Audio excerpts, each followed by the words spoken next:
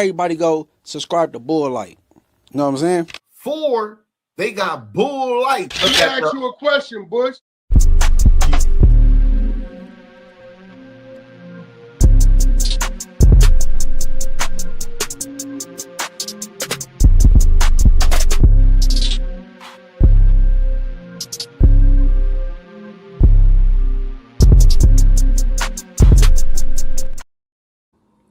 Yo, what up? It's your boy Bush, man.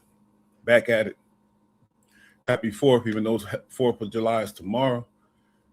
Oh, man, we at it, celebrating. And still doing what we do, man. You know what it is. Anyway, we're going to talk on some things today. Bush got time. My girl went to the beach. They chilling. I said, man, I'm a parlay. I'm going to chill at the crib, man. Somebody said already, stay out the heat. You already know, man. Anyway, let's get into it, man. First topic, LeBron James. A lot of people mad. A lot of people feel like he was done wrong over there at the Lakers. So he decided to bounce. You know me, I ain't the big sports dude, but a couple people told me to tap in on this. So I'm going to go ahead and do some little reacting to it. LeBron James, man, it seemed tight, though. I got this one video. It seemed like he was kind of pissed off about the whole situation, or maybe not.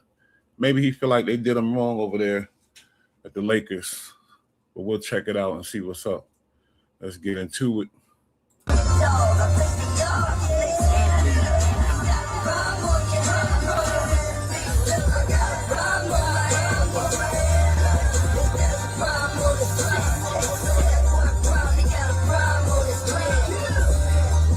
Is that a song he trying to play to send a message? They got a problem on their hands. Lakers got a problem because he going over there with Steph Curry at the Warriors. He's sending a message like that. You hear the song? Sometimes, you know, that's what we do. We play a song and do a little video and hope somebody get the message.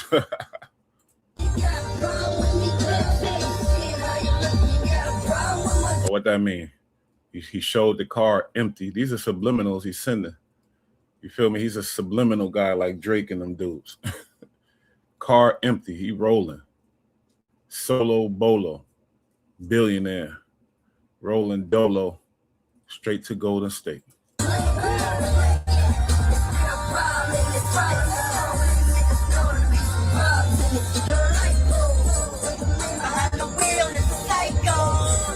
Salute my bro, Mal Mizak. If you're free, you could tap in. Shit, let me know. I'm just doing some regular bull talk. You already know Bush talk.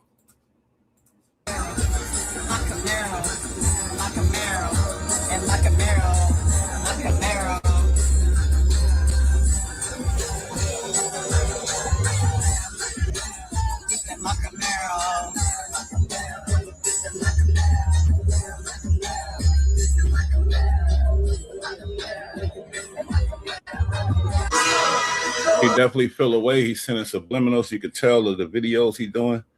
You know, he feel away, man. I don't know that much about it to tell you if he got the right to or not. But we're going to get into some content. They're going to get into that. But I could tell he's sending somebody a message.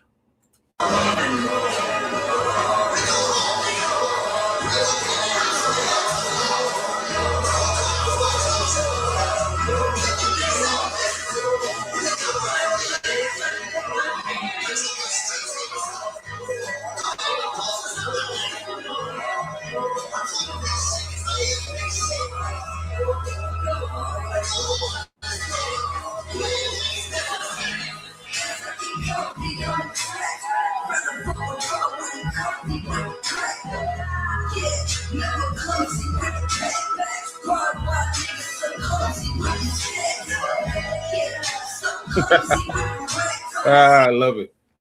I think Bron, an old nigga like me, an old dude that, you know, can't let go of the trap music, of the you know what I mean, the young boy stuff. I shouldn't say that because it sounds like he listening to Jeezy, but I like that old dude that, you know, still in tune with, you know, the hip hop.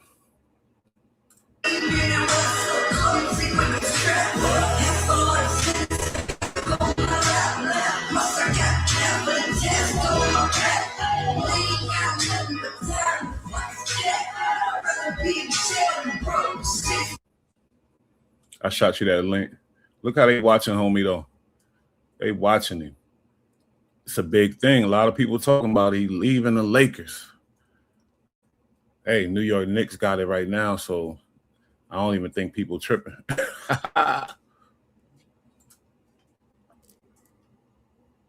In today's game, Steph Curry. Yeah, that's the one. Steph Curry's the one that I want to play with for sure.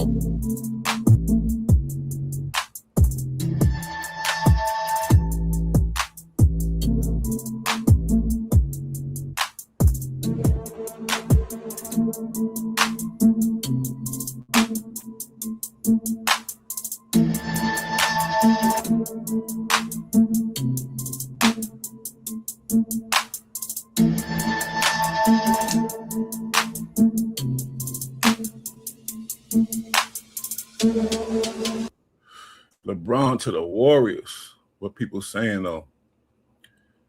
We're gonna get into this next clip that I got. I think he's feeling the way and he's sending subliminal. It's a big day. That's just me. I don't know Stephen Anthony, he might. Stephen A. Smith Show. Stephen A. Smith, we'll see. See, the thing about YouTube now is they can hit you with the copyright, and all you gotta do is press one button and get that thing out the video. So I ain't tripping. made his own decision. It wasn't forced upon him. That mean he ain't have to leave. They saying he ain't have to leave. It wasn't forced upon him. You know, he rich as hell and powerful, so he wasn't. He probably felt like he wasn't treated well over there. Something happened. Has come to an end. Welcome to the latest edition of the Stephen A. Smith Show, coming at you as I love to do every weekday from 1 to 3 p.m. Eastern Standard Time over the airwaves of Sirius XM, Mad Dog Sports Radio. Number to call is according to Clutch Sports CEO Rich Paul, as told to Sham Charania of ESPN. So it is over. LeBron James, who's returning for an unprecedented 24th NBA season, informing the Los Angeles Lakers he is not coming back. That's another thing. Man, boy kind of old. Is he not getting that OG treatment at the Lakers that he deserved? I don't know. But let's go. And as a result, we have a lot of things to contemplate on today's show. Number one, what does that mean for LeBron's career, for LeBron's legacy? Number two, what does it mean for the Los Angeles Lakers and where they're going to go from here? Those things are relevant. It also means that you have to entertain what LeBron James is going to do next. He turns 42 years of age in December. Saw his record streak of 21 consecutive All-NBA selections end last season after appearing in 60 games. He missed the first month of the season because of sciatica affecting his lower back and his right leg, if you remember that, because I'm here to tell you. I don't know how to say it. Sciatica. You nigga said sciatica. That sounds like some medicine, some medication. Sciatica. That's the only reason he didn't make an All-NBA team, because otherwise he would have made an All-NBA team with the kind of season he had. Despite the injury, he remained an All-Star, averaging 20 points, 7 assists, 6 rebounds, shooting 51.5% from the field, relegated to a third option in favor of Luka Doncic and Austin Reeves being. He said they need him, but they lost, so they need something more than him. Look like Lakers gonna fall to be one of them low-level squads. Primary targets for the Los Angeles Lakers. LeBron did what he does and found a way to be effective, if not great, to be quite honest with you. In the postseason, he was even better. Increased his minutes from 33 to 38 minutes per game, averaged 23, 7, and 6. Helped lead the Lakers to a first-round series playoff victory over the Houston Rockets, while Luka Doncic was sidelined with a hamstring injury. They ultimately were swept by the Oklahoma City Thunder, but we all know that the Oklahoma City Thunder, the reigning defending NBA champions at the time, was a superior team. So there's no shame in that at all. In the end, in L.A., he was a champion. He was an 8-time All-Star. He was first team All-NBA the 2019-2020 season, made the playoff 6 of 8 years. He did his job. Say what you want. He did his job. And I don't know. I guess it's the love of the game, because he rich as hell. He could go somewhere and retire, but he want to keep going. Is that going to damage his legacy? I don't know. You feel me? Because if you go out looking crazy, you know, We want to look at it and want to compare. He doesn't compare to Kobe, he doesn't compare to Shaq and people like that because you know what? Vast majority of his career wasn't spent there. But the bottom line is to come there in the aftermath of Kobe's departure and to do what he did. You understand? He elevated the Lakers to relevancy again and walked away with a chip. And a lot of people are going to look at it and they're going to sit up there and talk about the bubble, the championship in the bubble. I don't want to hear that. You understand? There's a lot to be said about having to go to Orlando in that bubble during COVID-19 pandemic. All right? A once in a century situation that presents itself. And I don't think my Lakers fan like this at all. I think bro a Lakers fan. Mal Mack, I know you ain't liking this. Y'all ain't got a chance now. to get his team to be focused and dedicated and committed to being in the bubble, staying in the bubble, and doing what he did. There's a lot to be said for that. And in the end, there's no way around it. 8 All-Star selections and 7 All-NBA selections in 8 seasons. Finished in the top 10 in MVP voting 3 times. This is all while in L.A. During his 8. You a diehard, I already know. Ugly for y'all. I don't think Snoop like this either. 8 seasons in L.A., had 7th best regular season record in the NBA, won 56% of his games, and the 9th most postseason wins. And in 8 seasons with the Lakers overall, he averaged 25.9 points per game on 51% shooting, 36% from 3, 7.7 rebounds, 7.9 assists. And listen, I'm here to tell you right now, if you think that the Lakers are going to be better off without him, you're smoking something. Who would think something like that, man? Like the dude said, what'd he say? He said, he's still good, but he's not great anymore. He's still good. He's not like a lame player, but the nigga's old, and maybe they violated him. That's why he left the Lakers. Maybe they treated him wrong in L.A. He says, fuck y'all, I'm out here now. Watch this. Because you know when you got some fire in you over some bullshit or whatever, if you mad about something, it put some fire in your ass, pause, he might come back and be great again.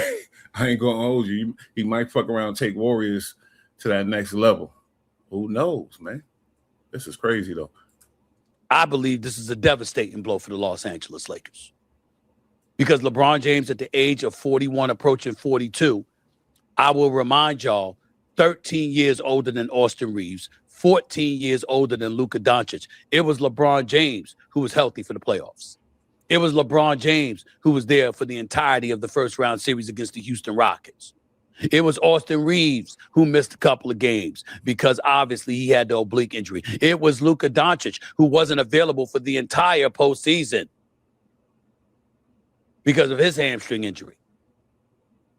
It was LeBron James whose durability you could rely upon. Yeah. If we're going to be honest and fair, let's keep it a buck now. And because of his basketball acumen, his greatness as a basketball player, you found yourself in a situation knowing that if he had all of his horses, who knows what could have happened. Now, do I believe they would have beat Oklahoma City? Hell no. But the fact of the matter is it would have been far more competitive, one would argue, because the man knows how to play. Keep in mind, as he articulated a few months ago, he's a master. He had never been anything but a number 1 option his entire life. And this season, he was asked to be a number 3 option and adjusted and did it differently. At times, the man played center. At times, he was your point forward, a la your point guard. At times, he was a 3rd option. At times, he was a 2nd option. At times, he was a number 1 option, depending on the health of other people because they weren't available, but he was. I think this is a devastating loss for the Los Angeles Lakers. It's definitely not something they should be happy about. Thing is, he left them too. And I think this dude, Stephen A., is a definitely Lakers fan. He hurt too. And Luka Doncic, as great as he is, and Austin Reeves, as much as he's improved, and the both of them deserving their bag because they do deserve their bag. They can't stop a cold defensively. So you're the Los Angeles Lakers. What are you going to have? And I don't think this is a situation where LeBron James departed from the Los Angeles Lakers just because of money. He understands he's approaching 42 years of age. He understands the cap. You know what he's getting at? He said it ain't about money. You know what he's getting at. There was some violation going on, man. It was violating the OG. He don't like it. He said, I ain't with this. Y'all ain't respecting the OGs. You know LeBron James a hip-hop baby, too. Constraints that come with everything. He understands what it requires. I think the difference is along the way, somehow, some way, for whatever reason, he felt somewhat disrespected. Now, how accurate that is, I'm in no position to say. I can only tell you what I've been told. He felt somewhat disrespected. And I ain't watched this. Where there was a lack of appreciation for what he brought to the table. And the quickness with which they transition to the Luka era. Although it makes sense because he's a superstar basketball player in the NBA with global iconic appeal who can give you 35 a night anytime he wants. Anytime he wants. The fact is that he's a defensive liability. And on top of that, even though LeBron James totally understands it being a Luka era, the quickness with which it transpired and the dismissiveness associated with him because of it can be a turnoff. And it can encourage you to move elsewhere. Especially if you're rich. To have your attitude and just take your ball and go someplace else. And Lord help everybody. And I mean everybody. See, he talking about that fire that LeBron gonna have now. Because once you leave with a little, you know, like I said, it's gonna be extra motivation to crush some shit. Uh-oh. Knicks ain't worried though, but it's all gravy. If LeBron James joined Steph Curry in Golden State, you see, the Lakers are not just one of the top two most storied franchises in basketball annals. I thought he was, but maybe he not, and that's a rumor. Maybe we don't know what he's doing. Maybe he gonna retire. We don't really know. Or do we? Mal Mac, do we know? Because I don't know nothing. But I thought word was I thought he's going to the Warriors. Am I tripping? The Lakers are box office. The purple and gold matters. Games at Crypto.com Arena are special. There's a different flair. It's a different flavor. No matter what you see from the clip. Damn, you a diehard, but you ain't got no damn faith in your squad. You said we're going to suck for 15 years. Damn. See, they might have a vengeance and something in their heart too, though. You feel me? So they might actually have some fire too when he leaves. Clippers. And I love the Clippers organization. I know a lot of people were there. It's like a high school environment compared to the Los Angeles Lakers. The stars come out for the Lakers. Who the fuck got control of them? But let me tell you where all of that's going to change. They'll still come out to see Luka. They'll still come out and be Lakers. Appreciate you, homie. You already know, it's a long road. I'm in college still, you feel me? I'm trying to get the master's degree and deliver y'all the best content we could do. But appreciate you. I hope you still subscribe and appreciate you tapping in. I mean, you're one of the OGs, so you know where all this shit come from. Salute to you, homie. For real, for real. But I'm here to tell you right now, ladies and gentlemen, LeBron and Steph Curry together in Golden State, if that happens, ladies and gentlemen, that's the Beatles and the Heatles all over again. The Beatles, as in the Beatles music group in the 60s, the Heatles with the Miami Heat with LeBron, D. Wade, Bosh, and the crew when they were in Miami. Find out what's going on with him. Is he just on the loose as a goose right now? Is he going to Warriors? I gotta look that up. Y'all know I ain't the big sports dude. This is that. I will remind you that the great Steph Curry, the babyface assassin, the greatest shooter God has ever created, that dude is still a superstar in this game. Steph Curry, 38 years old. He looked 28. I mean, that might be pushing it. We talking about these dudes, but man, what you say, Mal Matt? Oh, you a Knicks fan now? Fuck out of here. I feel the bandwagon. Hey, we looking at Knicks. Everybody looking at the Knicks, man. These dudes are legends, but they don't got the squad to hold them down. Knicks, they got some type of unity, but we ain't gonna go into that. I don't want to piss nobody off. His conditioning is exceptional. His marksmanship is unparalleled. Oh, by the way, he's a 4-time champion. You're going to have people sitting up there talking about LeBron James' legacy. Shut up. I don't want to hear it. Times have changed. In the end, he's a basketball player. And I can't knock LeBron James for wanting to leave the Los Angeles Lakers if indeed you feel like you were just shoved to the side, like you were nobody. If your importance was diminished and flagrantly dissipated just because somebody new arrived in the house.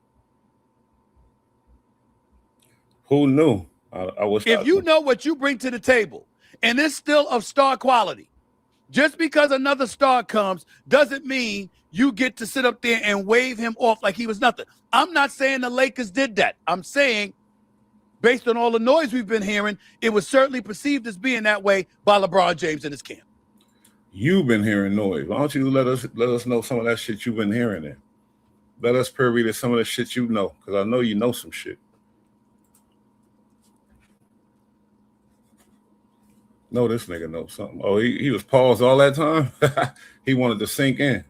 And I got to tell you something right now. When you're as great as he has been, you deserve better than that if that is true. I'm going to always give Jeannie Buss the benefit of the doubt. I think she's wonderful. I love that woman. She's been on this a guest on this show on a couple of occasions, and she'll be back on soon. But I'm just telling you, if I don't know all the details, but I'm telling you right now, when Rich Paul sits up there and says he just wants to be happy, I believe it ain't just about the money. The man's worth over $1 billion. Over $1 billion. But you know, once they get into that money realm, they get greedier and greedier. So it could be about the money.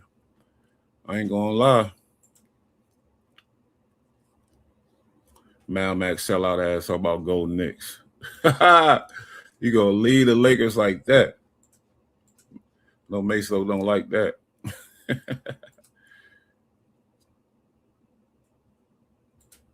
Got a mid-level exception that's available with Draymond Green opting out of his deal that puts the Golden State Warriors in a position to give him $15 million.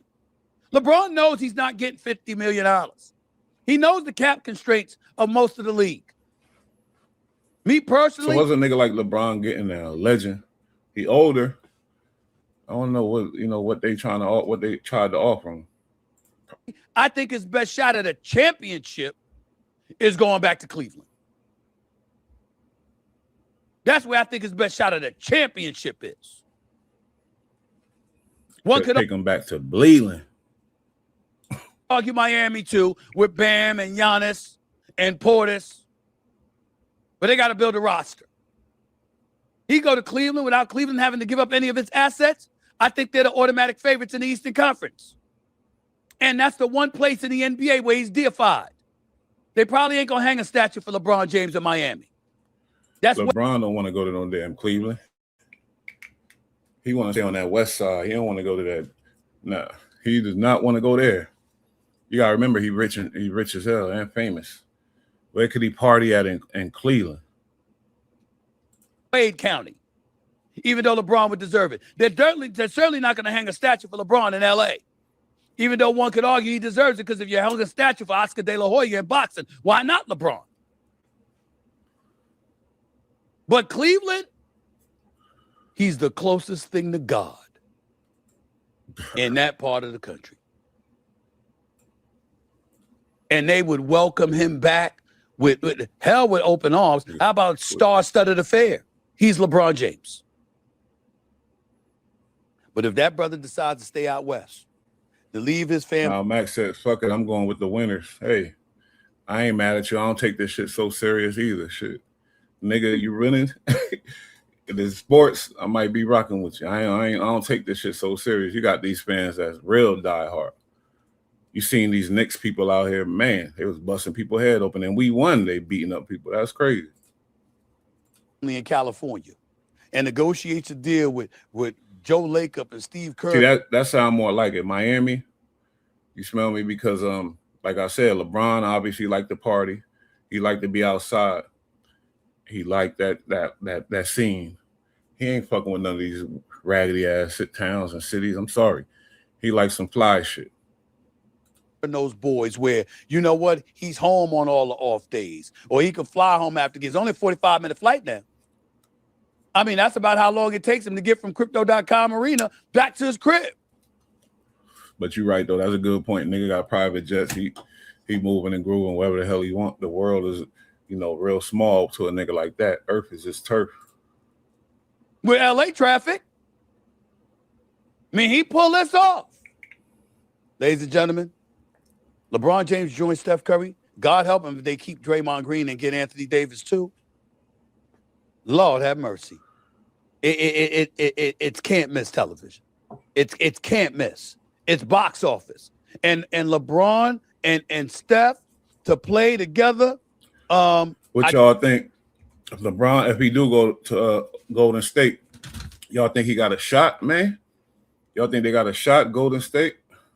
Ain't nobody even worried about none of them teams. Just don't know what to say. Because with New York, we seen magic this year, so we ain't tripping on how good nobody is. We see if you ain't got the magic, it ain't happening. I just don't know what to say. 888 Mad Dog 6, 888-623-3646. You're listening live to the Stephen A. Smith Show, Sirius XM Mad Dog Sports Radio. It's a big day. I don't know how big of a day it is for the Los Angeles Lakers. I can tell you that. I don't know. I really, really don't know.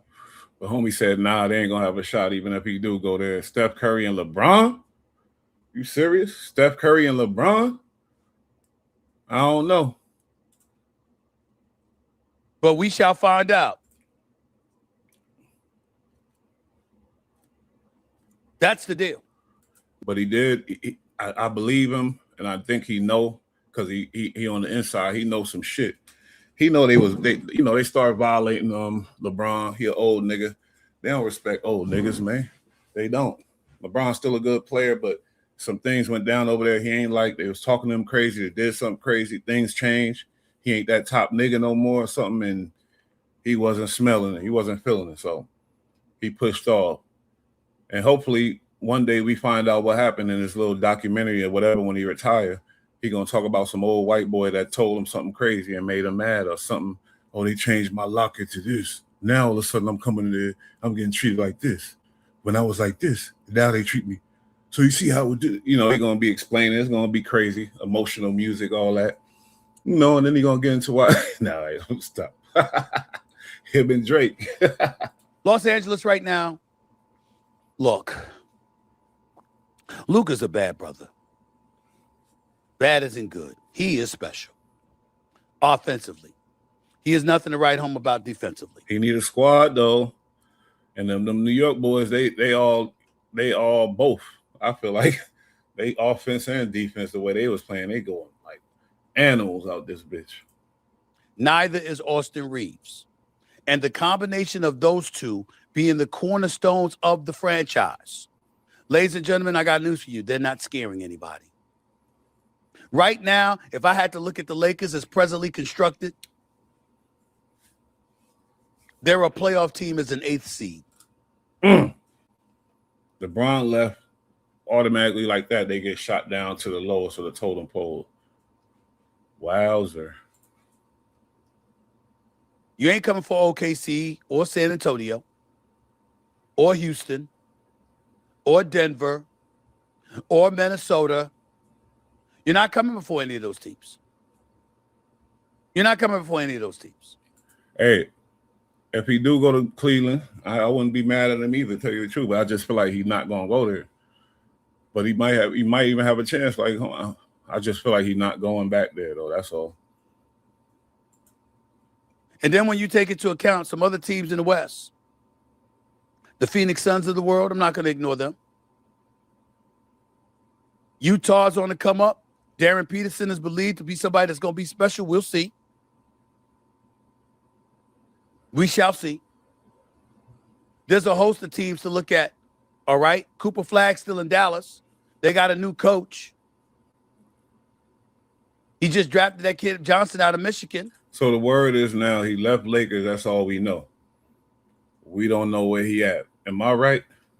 Damn, we don't know where he going. We don't even know if he actually retiring or not. Maybe I'm wrong or whatever, but let me know. Kyrie coming back.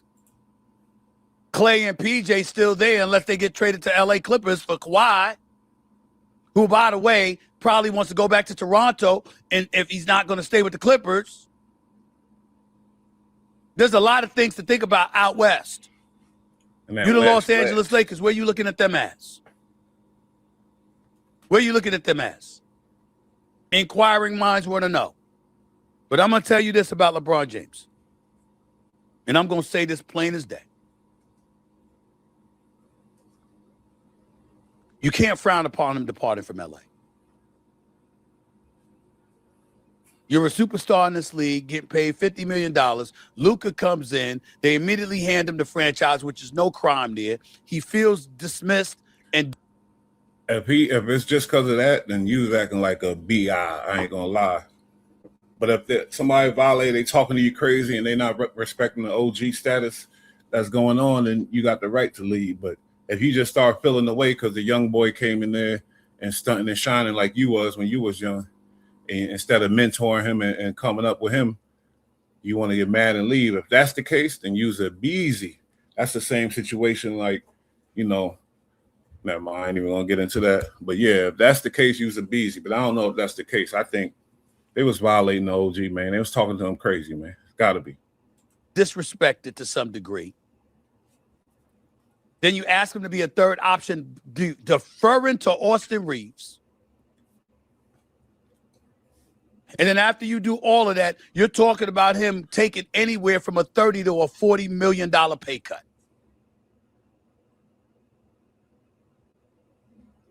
I mean, listen, we can't just look at somebody and say, oh, they're a mercenary and they're just going to the highest bid. That's not what this is. That's not what this is. Y'all got to remember, the Chicago Bulls underpaid Jordan for years. And then the last 2 years of his career in Chicago, he got 30 and 33 million respectively. And when that happened, you even had Jordan, he kept it humble. He knew, I think Jordan was more business minded. He knew if he wasn't worth it, he wasn't going to get it. So, but like I said, we don't know why LeBron left over there, but he got every right to it because he could do what the fuck he wanted. He a grown man, he a rich ass grown man. But if you left because of the young nigga was shining too much, then like I said, had people around the league like Pat Riley and others saying that, you know what, it should be entertained, that every team should chip in to pay Michael Jordan, and that cap constraints shouldn't apply to him because he's meant so much to the financial backbone of the league. Everybody should play a role in paying Michael Jordan because he helped get everybody paid. Now, did LeBron do that? No. Okay, we're going to hear what LeBron did, but that's a good point I never thought of with Jordan. Jordan stood up for that bread. Okay, beautiful. Beautiful. But LeBron is a legend, especially to the Lakers franchise. He should be treated respectfully. And, maybe he ain't win no ring with Lakers yet, did he? I don't know what the fuck I'm talking about. Let's keep it pushing. But they already know he's a legend for the points he put up every game or whatever else, so. But he's done an awful lot for the league. He's done an awful lot for the league. He's been a basketball ambassador for the league. This is what he's pulled off. Respect that man. Yeah, I think homie right though. That's the move he gonna make. I would guess. We'll see though. Respect that man. He might be going to Miami. Going to Miami. No, you got a couple of them out there. Thick, bad ones. I look at the Los Angeles Lakers right now. Don't tell me they're going to be better without him. That's a damn lie. Lakers in trouble. This is not a loss I believe they could have afforded to have. Not that you were going to go but so far with the same team you departed from this season, but I don't believe you're better without LeBron James. Nobody believes that. All right, get past that point. Nobody believe that. I do not believe that. I don't believe that at all. Who the fuck would believe that? Stupid. And I think the Lakers are going to find that out. So now the interesting part is this. Where's LeBron going to go? Is it going to be back to Cleveland? Is it going to be back to Miami? I'm going to go with the homie, Mad Judah. I'm going to say Miami. I ain't going to lie. I think he's going to Miami, man. Is it going to be the Golden State?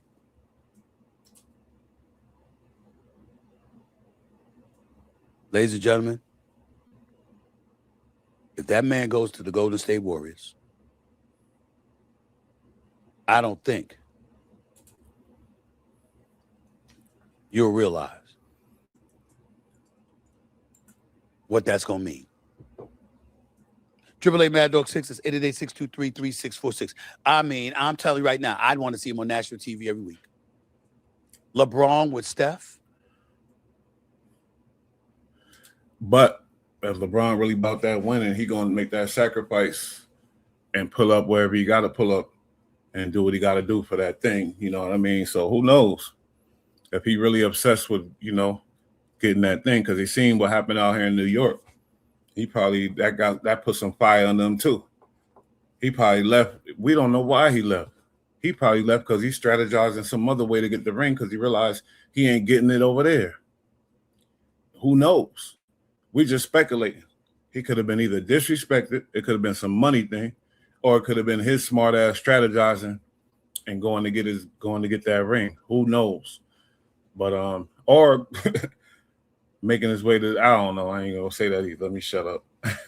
With the Golden State Warriors having two playmakers with LeBron and Draymond, because let me tell you something right now. Draymond can't really shoot. He can do everything else. And there is no better setup artist for Steph Curry than Draymond Green.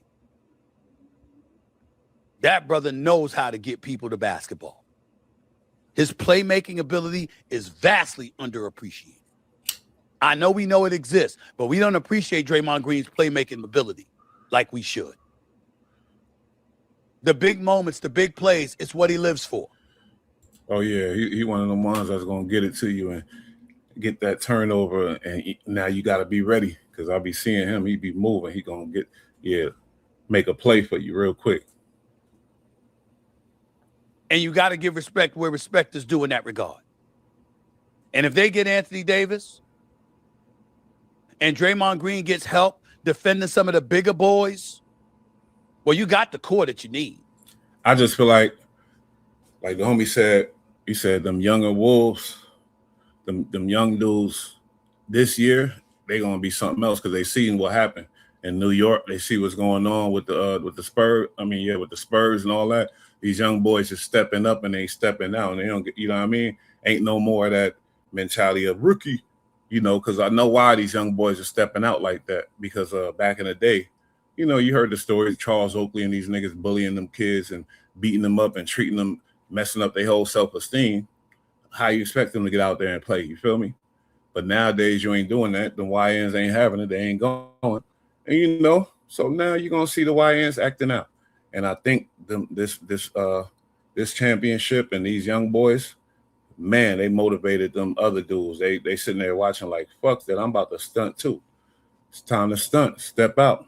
So I think we're gonna see a lot more from the rookies and the younger cats too. That's just my guess. Man, you just need role players after that. With Steve Kerr's coaching acumen, oh my Lord, boy, I hope all of this is so LeBron James can go to Golden State. I'm not gonna lie. LeBron with Steph, Lord have mercy. I mean, when we talk about LeBron being happier, listen. He's advocating for that though. I think he's just wishful thinking. Is Golden State his team? Can a sportscaster have a team? I don't know. Going home to Cleveland, that'll make him happy because he's beloved. All right? He passes gas, they'll call it perfume. He can do no wrong there. I get that part. But from a basketball standpoint, To go to Golden State with Steph Curry, how could it be more enjoyable than that? This is getting too close to sound like some payola shit to me.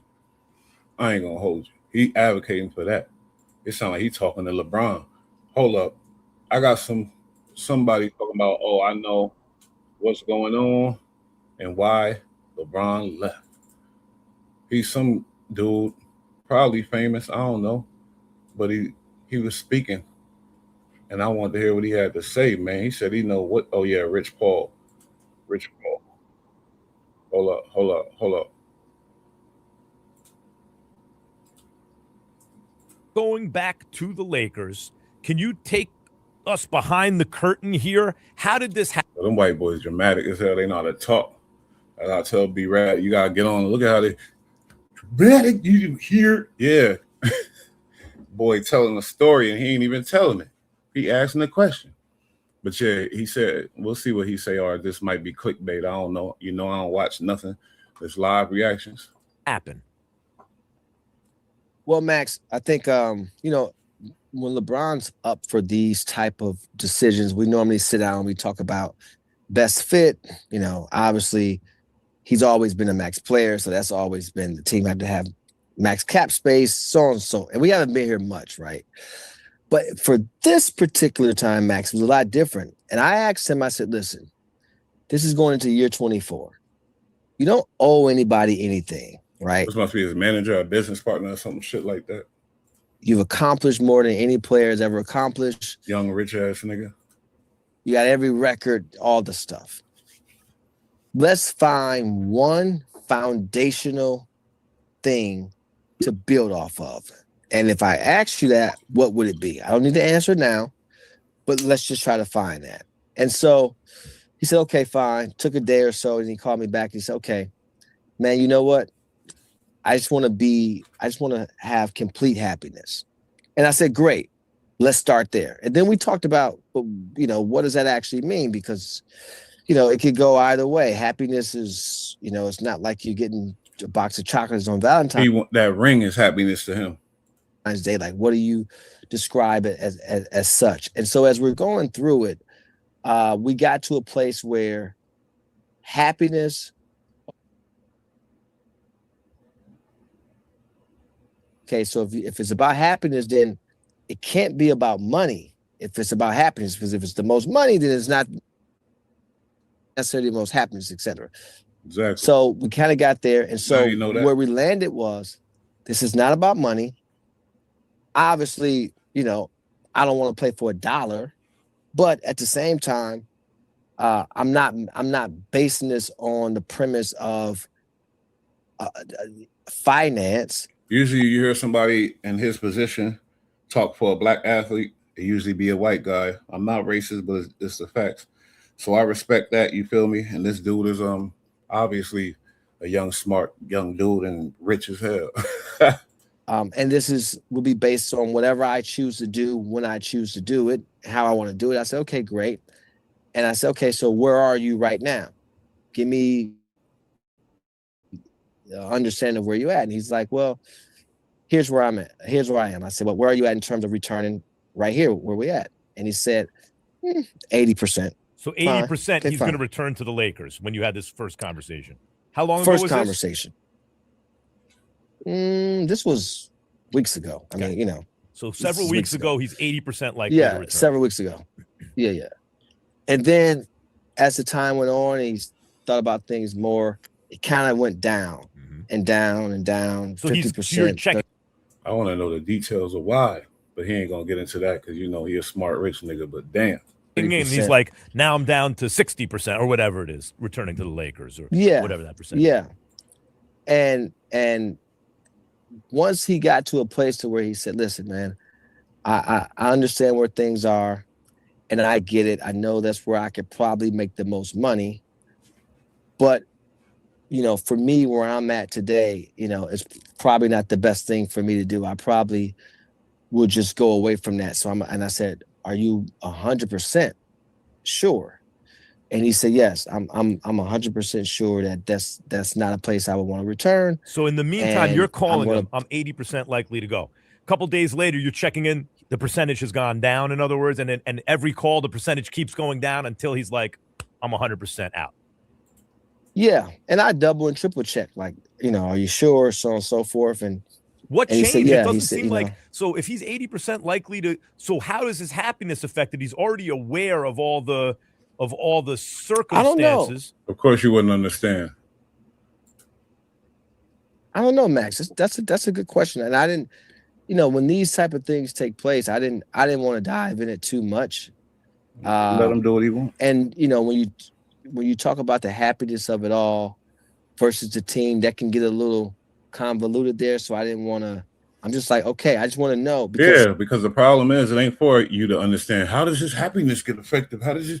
That ain't, you're not in his shoes. You can't live his life. Why you want to understand how it get affected? He's just telling you it get affected, and this is things to do to change it. But y'all, that's why you see homie Wise, though. He know how to speak about it. How does his happiness? What, nigga? Don't worry about how you. Nobody could explain that. If I have to set the table, and this is one of the teams that's out, that are actually in, and then now they're out. Well, there's two parts that come to this. I also have to place the call because that team has to have an understanding of it, and they have to go on and do their business as well. So the one thing we definitely wanted to do was be conscious of that and be respectful to the organization. So in you that called manner. Pelinka? Yeah, so Rob and I, and Rob and I, we talked. The first day that they can talk to their own player, I talked to him and JJ. We talked. And we've had cordial conversations throughout, and I know there were stuff, there were public talks about us supposed to be meeting and things like that, and we were trying to figure out what that looks like and get things aligned. And it just got to a place to where Brian was like, there doesn't really need to be a meeting. Did they make an offer? Did the Lakers extend an offer? There didn't need to be one. There wasn't a place to where we needed. They wanted to bring them back, obviously, but it wasn't about money, man. But there didn't need to be one, and I didn't want to waste anyone's time. It wasn't about money. That's what that means. They probably offered him the bag. Obviously, they had to offer him the bag because the points he put up still, he's a big asset to the squad. For some reason, he bounced. But anyway, salute to him. Whatever he do, wish him success in it as he move and groove. All that little personal beef with Drake and all the little weird stuff, it get funny. But salute to that man. That's a cold fact. Hold on, should I watch a little of this? Nah, we're gonna keep it pushing. Next topic: academics. Charlemagne. I guess academics got some things on Charlemagne in the latest developments. So we're going to react to that. I didn't see it, live reactions. But I know he was pissed off, and they said he was going down. They said Rock Nation, everybody working in cahoots, and they taking him out. They said it's over for him. But this latest little jump off that he put out, people saying, he back on top with this shit. I don't know, but let's see. Let's watch it, though. While watching this really interesting thing that I think I've been so transparent to y'all about, telling y'all what's going on. I mean, even up to last stream, I'm saying, yo, some of this stuff not making sense. Why is somebody I look up to on the battlefield? I know who the ops are. Why the ops ain't here? What's going on? A birdie told me, a little birdie told me today. Actually, I'll be very blunt. We got a chat nigga over there at Rock Nation. A little birdie, a little mole. He said, I got a rat in Rock Nation. That's going to shake everything up. See, he know what he's doing. He like, fuck it, I'm going to just say this too.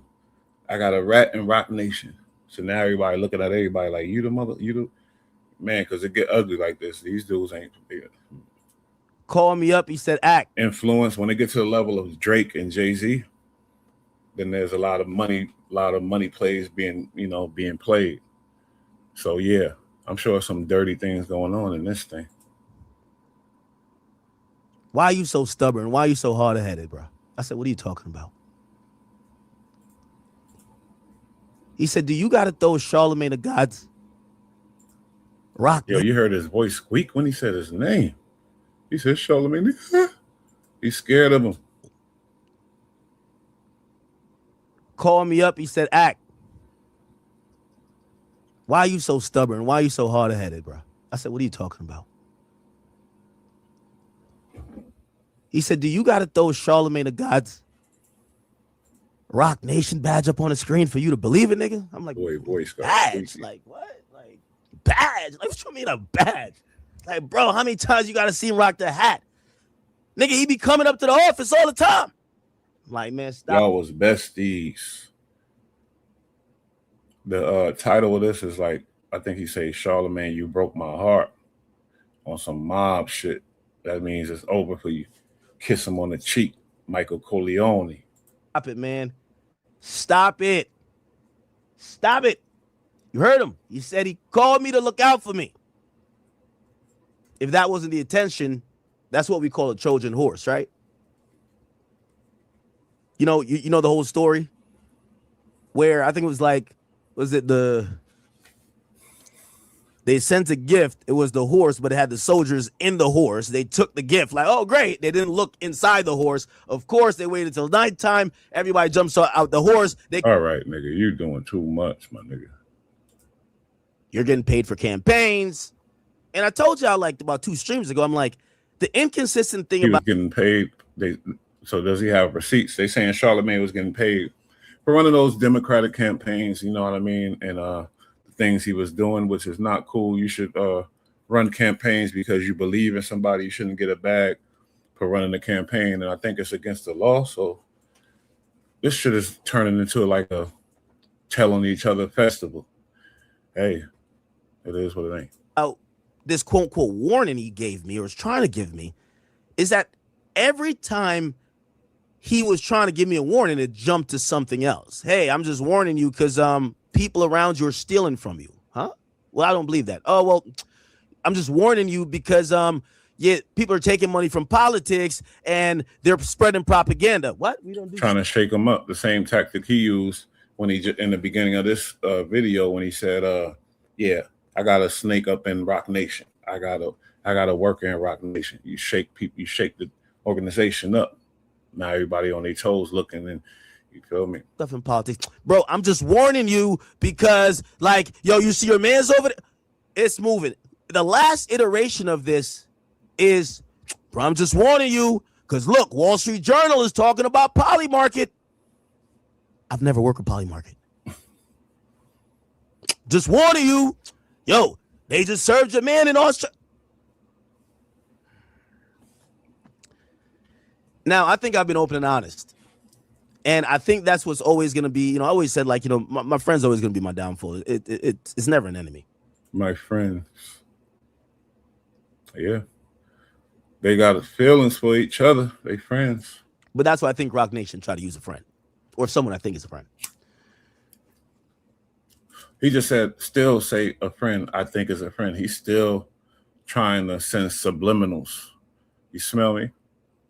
I think he's still wants to be cool with Charlemagne for whatever reasons. Because maybe how powerful he is or whatever else. But he's trying to send subliminals like he's a friend, this and that. But let's keep it pushing though. I repeatedly questioned Charlemagne what he was trying to even warn me about or what he was trying to say or who he was trying to warn me for. Are you trying to say because I'm cool with Drake? Are you trying to say because I got a OVO chain? Or are you trying to say because I'm cool with Grant? Are you trying to say because, like... He's trying to say somebody figured out all the chains and all of those, gambling stuff or whatever y'all was doing. There was some foul play behind it. And he's telling you, watch out, because they know about it. That's what he's trying to say. Some foul play. I knew something was fishy about them chains and all that, but this is allegedly, but I'm just saying, something ain't right about that, man. We rock with steak. What is it? Couldn't get a definitive answer for nothing. Who is it? Couldn't get a definitive answer for anything. I stop him in his tracks. I said, I know where this is coming from. It's Rock Nation. You know what he says to me on the phone? Ack, why would you think that Jay-Z would even think about you? Like, he's too high up. He don't think about you. He don't. Yeah, all right.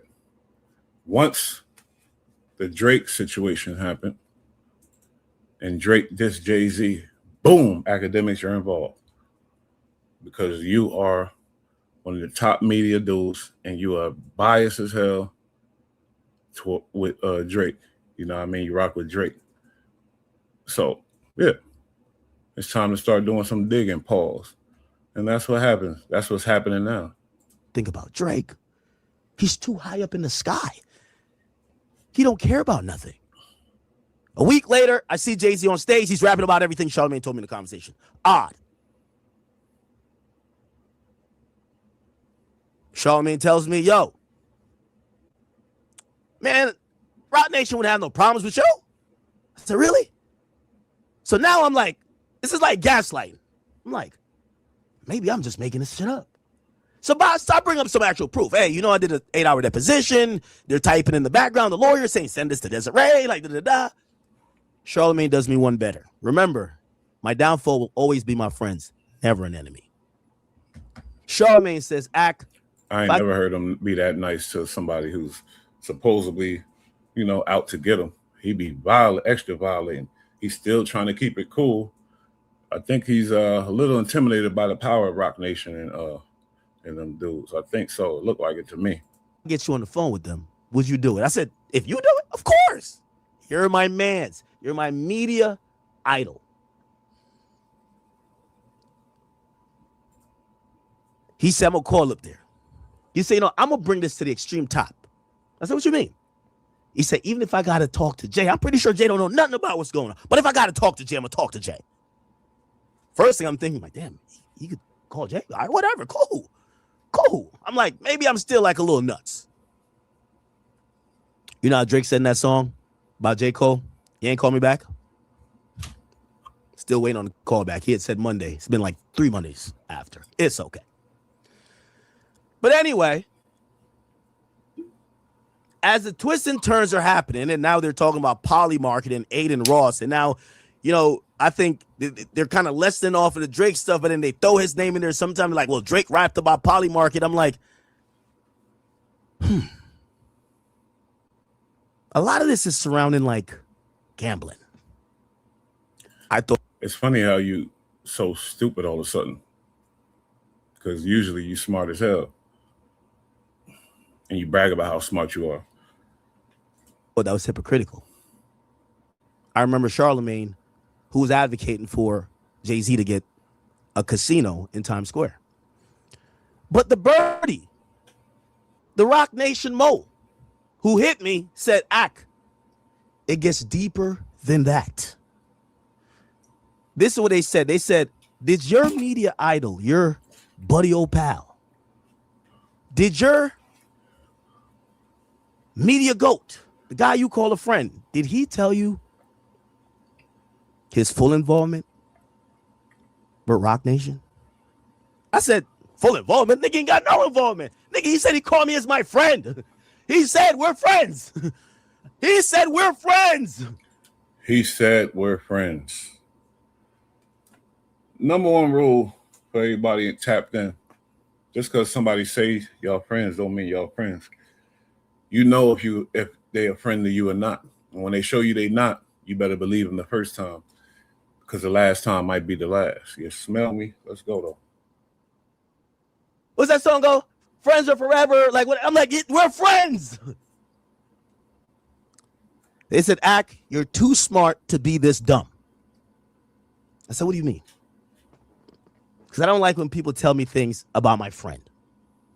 If my friend had any association to these people, my friend, when I'm squarely telling him on the phone, I think my issue is with the biggest ops, which happens to be these people, my friend would tell me, I ain't gonna lie to you, gotta let you know, I work with your ops.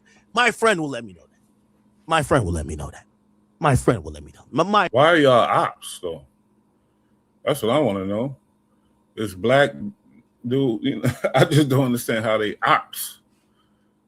Well, I guess because, it all comes down from the Drake shit. That's how powerful Drake is and the Kendrick Lamar. that shit that sparked all kind of drama. I think it all dribbled down from that, just like the NBA YoungBoy and all that. Quando, Rondo, and King Von dribbled down from, you feel me, from Dirk and all. You feel me? It's just affiliations. Because I'm like, how the hell are y'all ops? Y'all are too fucking. Come on, man. My friend will let me know that. My friend.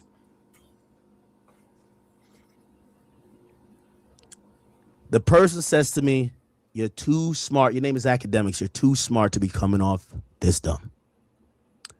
He said, "Go do your due diligence. I'll point you in a slightly right direction. Figure it out." Well, not gonna lie, I took interest in that. And today, I dispatched the entire team. I tell Grant, grab like 50 clippers. I tell my other mans over there, yo, we're getting on our reading shit. Let's figure it out. Dispatch the entire team. We need to get to the bottom of this shit. And chat, less than an hour of searching, my heart fell to my stomach, gang. I couldn't believe it, chat. My heart fell to my stomach. So you was really under the impression that you guys were besties. My bestie. I couldn't believe it. Now, I know this is a style of Jay-Z, but I hate to put my own mans on a Summer Jam screen. But we got to go back.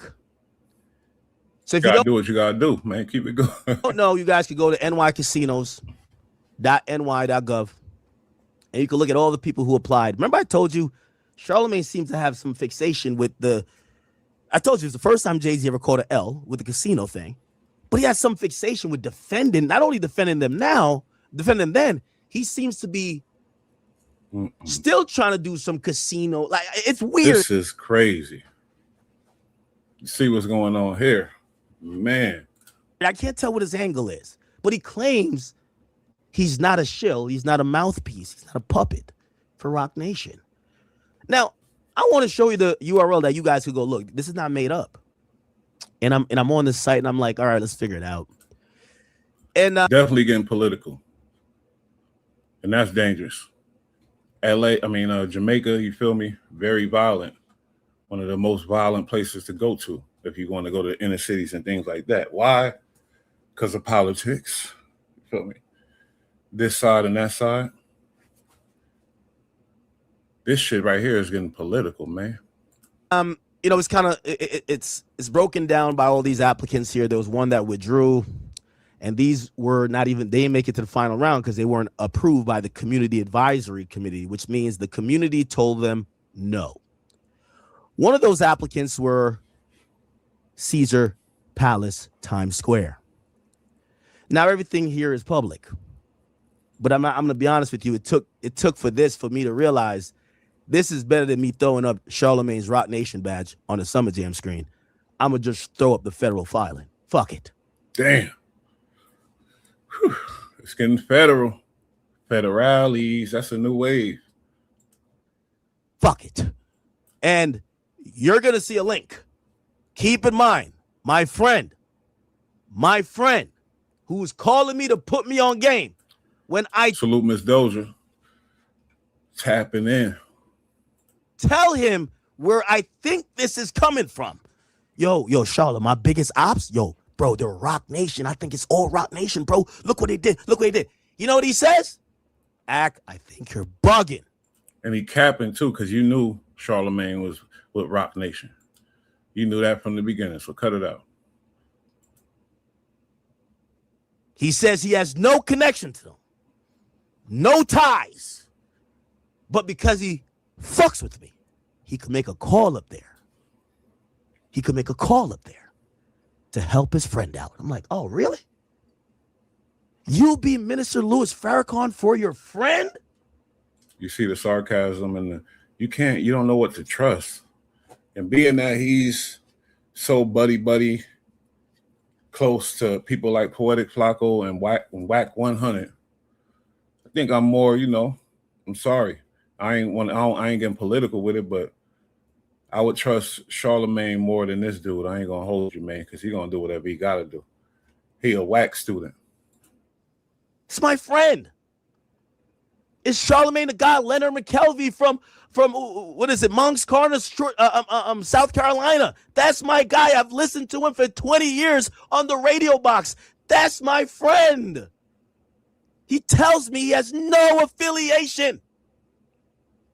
He's calling me because at times when people were trying to do him in, I called before the person could finish telling me the bad news. Charla, yo, look out for this. Here's where it's coming from. This person, that person, this person, that person. Bro. Yeah, right. Let's go. Handle it quick. Don't let it make it to the media. I got you. You're my friend. What are you talking about? A lot of shit made it to the media with Charlamagne. Some nasty, nasty stuff. So I don't know what you saved him from because the worst of the worst came out on him. And so when he calls me and he says, Ack, I know you've done this for me. I'm returning a favor. I'm like, my guy.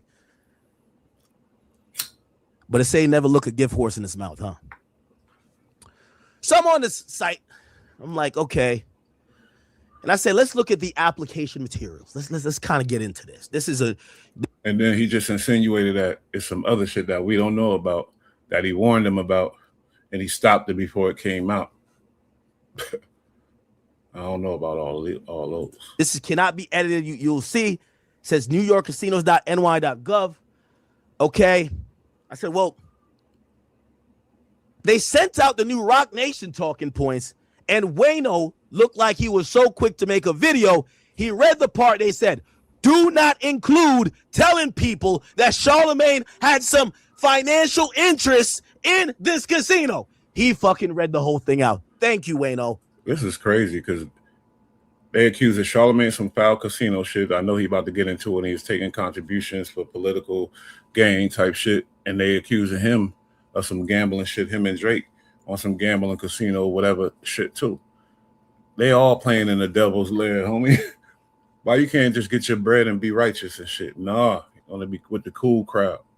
They on their way to the Epstein Island, homie, with them type of acts. That's how I feel about it. Nigga doing too much, though. I knew, like, listen, I know you've been, Jay-Z's your guy, but I knew that everyday struggle training was going to come out of you sometime, okay? Thank you. But even then, I didn't believe it because I heard someone say, nah, that's not true.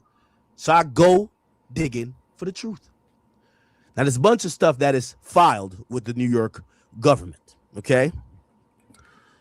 And when I go down, I said, let me look at the owners.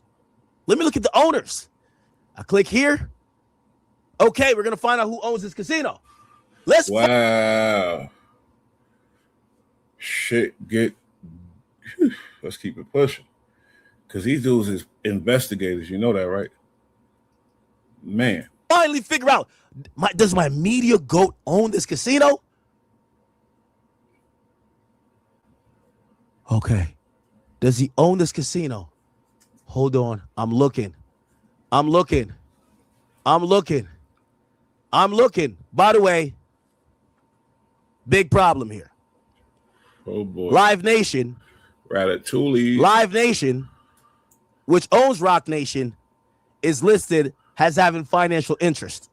Salute DC. You already know. Chocolate City. Okay? Now, let's keep it going. They file another document. But by the way, these are all companies here. These are all companies. I've looked through all of them. Yeah, definitely DJ Envy. His ass need to be. I mean, I don't know. I ain't gonna say that, but yeah, the grimy work. What the fuck? It's showing Caesars, is showing Live Nation, but I know Rock Nation is owned by Live Nation. So basically, Rock Nation has some financial, obligations with this company. Okay. Carter Enterprises. What's that? What's Carter Enterprises? Oh, S. Carter Enterprises. Who do you think S. Carter is? Okay. It's making sense. Look at this, what it says here. Look what it says. SCE Group. It's a SCE Group. It says, look at footnote 9. Ownership will be held by Sean Corey Carter along with certain affiliated entities and trusts. That's interesting. but my media goat is nowhere to be found. This shit about to get ugly, man. This shit is about to get ugly. But I like it. Let the truth come to light, man. Who cares? He's nowhere to be found. Maybe he's involved, but it could be a shell company. We can't go off speculation because my friend would never lie to me. Not my friend. Not my friend. Not my All right, cut it out, homie, because you knew he wasn't your friend. Nobody buying all that bullshit now. Nobody buying that bullshit, performance shit. my friend. So I go back. And I go down here. By the way, I also looked at this right here. Look, this is kind of spooky. No, not this one. Because at a point, they issued redactions that seemed to take out some names that, you know, nobody could tell there's some like invisible owners that they've declared, but people don't know. It's kind of weird. That's why they say have revised redactions. Anyway, I go to conflicts of interest. I go here. Doesn't really say anything, but I see Rock Nation. Rock Nation has identified no direct or indirect conflicts or perceived conflicts of interest to exist with respect to this proposal. What is this telling me now? Rock Nation is one of the people who has financial interest if this goes through. But what does this got to do with Charlemagne? So I go down and I say, man, maybe this little birdie that's from Rock Nation who told me just like, you know, he's just trying to gaslight me. Everybody's gaslighting Big Ack now, okay? I see what's going on. They're all gaslighting Big Ack. Then I click here, promoters, sponsors, and others, and Big Ack. I scroll down, promoters, sponsors, and others. SL Green, okay, who are these people? Caesars, who are these people? You'll look, some of these people are the CEO. They're the, you know, chief financial officer. I ain't gonna lie, it's real easy to be an investigator nowadays, so everything is available online. You know how to fucking navigate the World Wide Web, you good. Most people should know. JP Morgan, Peak. So they're showing not only the companies that have significant financial interest or maybe equity or some ownership, but they show the people who are part of that organization. I scroll down a little bit more, and under Rock Nation, it reads these names: Sean Carter, Desiree Perez, Jana Fleshman, Angela Rye, Alicia Keys, and that's not my motherfucking media goat, Leonard McKelvey, a.k.a. Charlemagne, not under the Rock Nation banner. No! It's funny how he tried to act like he didn't know that. Let's keep it pushing, though. That was all theatrics. No! But he just put the facts on it and the stamps on it like, yeah, he's getting paid by Rock Nation.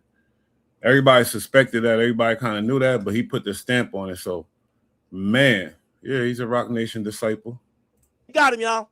We got him. We got him, y'all. We got him, y'all. Chat, I refreshed this page 40 times. I couldn't believe it. No. I refreshed this shit 40 times, chat. I couldn't believe it. Under Rock Nation, Leonard McKelvey, a.k.a. it says known professionally as Charlemagne the God, according to how they tried to submit this to the New York State government, they claim that Leonard McKelvey was a part of whatever Rock Nation was going to do. Chat. Man, I fell down to my knees when the law came. I couldn't believe this shit. I couldn't believe this shit, This chat. nigga cap, bro. I couldn't believe this shit, bro.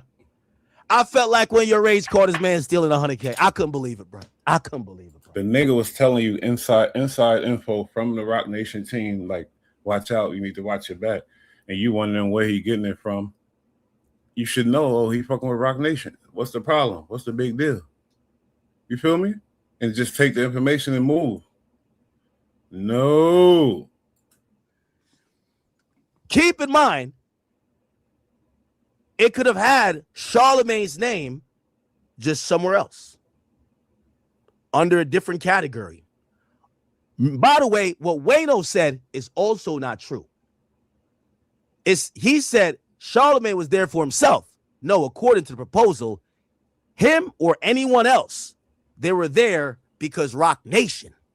They have financial interests, but they're under the banner of Rock Nation.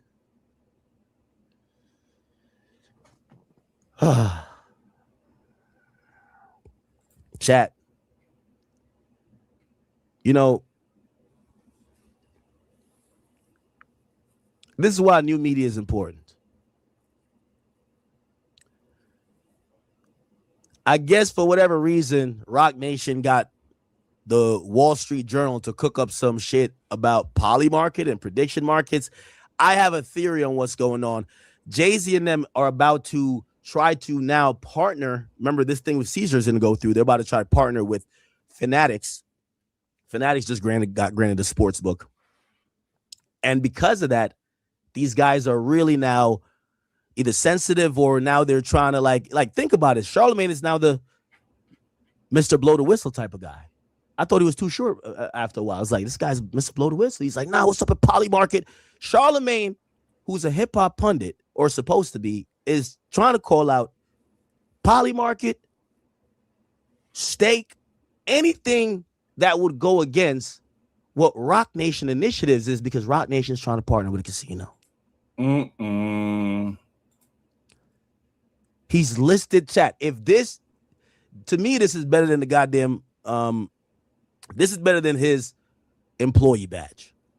This is a government document that lists the founder of the company, the CEO, and I could look up this person. I think that they have a position there too. Jaina.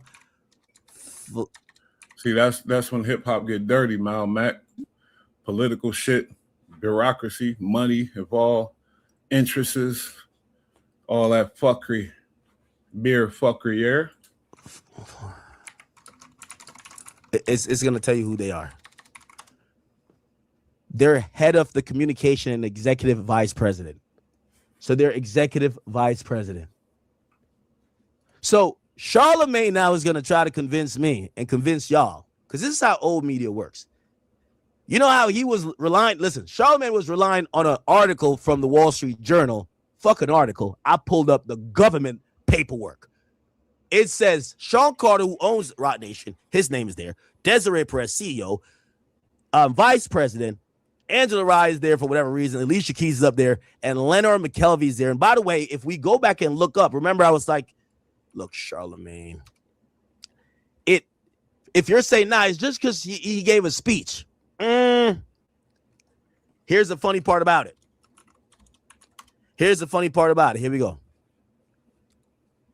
Here's the funny part about it. And Charlamagne was one of them dudes that came in the game and we thought he was, going to be like, give his honest opinion on everything and be non-biased type of dude and be fearless and just talk and face the beat downs or whatever he got to face. Because we seen him get ran up on a couple times. Hey, let me get a drop. Nigga beat his ass. He ran off, punched him in the face. But now we see that he's under control, like most of these motherfuckers. Broadway Theater squares off against Fat Joe and Charlamagne. And remember, they also brought up Al Sharpton. You don't see Fat Joe's name under Rock Nation. You don't see Al Sharpton's name under Rock Nation. The only name you see under Rock Nation that we care about is Leonard McKelvey, a.k.a. Charlamagne the God. Boy, under control. Under the control, man.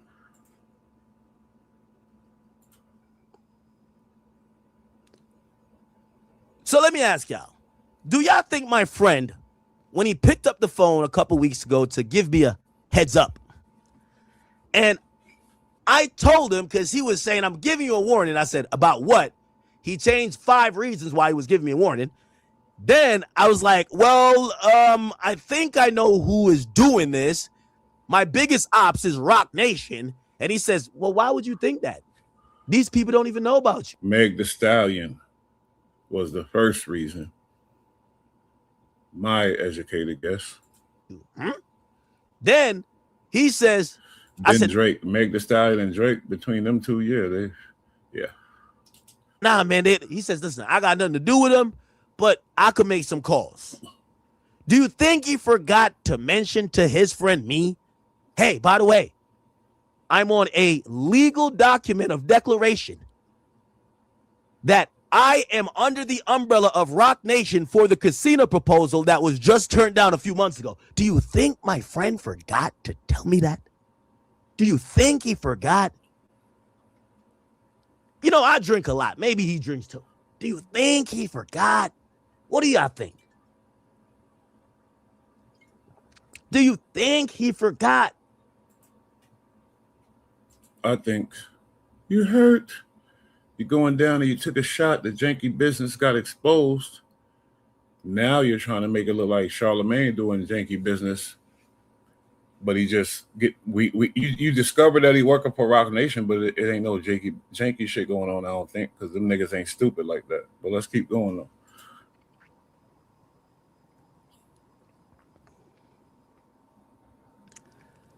For the people say, Ack, well, why didn't you know this? I never, listen, I'm going to keep it a bean with you. This type of move I expect from Ty Lil, the backdoor special. Yeah, the Tory Lane shit, you know, academics took another position, and he was with Wack 100 and all the people. They all together on some other shit, some special interests. They all got their interests. And yeah, I'm sure that's when he became, you know, a big problem for Rock Nation. And then the Drake shit, him being the Drake advocate. You get what I'm saying? This is crazy.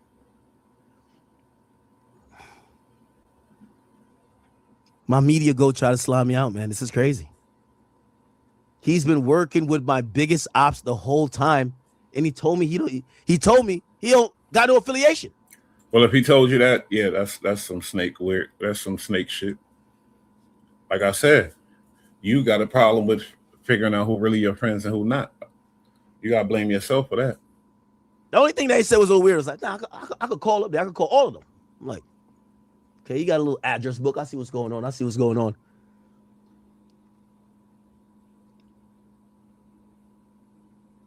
No, this is crazy. Somebody said you probably recorded the conversation.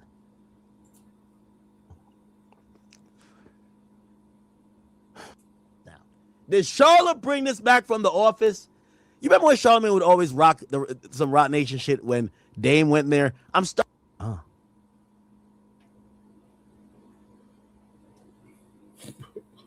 going to give a quick update. Now, there's nobody in hip-hop that's even working with Polymarket. Yes, Drake mentioned them, right, in a rap, but you can't point to any influencer comment. Yeah, you got to watch them powerful names. You're right about that. Tater, any even page that works with them. How come y'all argument has gotten to Polymarket? Why is Rock Nation moving y'all off on that script? Anyway, let's listen to Alex Media. Journal just released this report about the practices that these gambling casino sites are using. One of it. By the way, I'm going to need you to be a journalist too, Alex Media, and need you to ask Charlamagne, should Wall Street Journal have also ran an article about when he said verbatim that the casino would be the best thing for Times Square, New York City, the biggest city in the world. He said the casino that he had financial interest in under the umbrella of Rock Nation, that Sean Corey Carter and Desiree Perez had financial incentive in. Nah, Mal, Mac, that's just about bread. Shit, they offered him some money to he probably sold it. I don't know. They offered him money and he was with it. That's all. Offered him a gig. They know what he do, how influential he is. And they said, here, we put you on this casino shit, whatever else, you get it back. But now you're under us. Mob shit, but legal mob shit. That would be the best thing for New York City. But now his rhetoric, and your rhetoric too, which I think is directed by him, is now saying how bad casinos are. How does that work? How is Jay-Z Casino going to help the community, but now other casinos are hurting the people? When I do it, It's a problem, man. It's a problem when they do it. What he say? It's cool when you do it.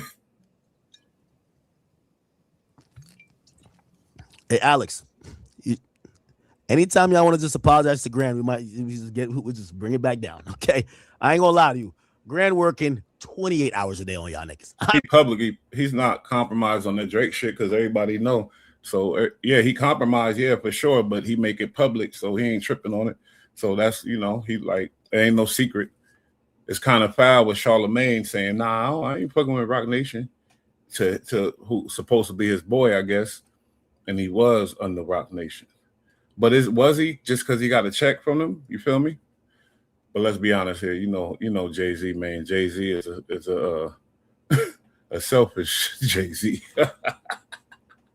I'm not even capping. He wants you to call him Hove. What you expect? Shout out to Grant.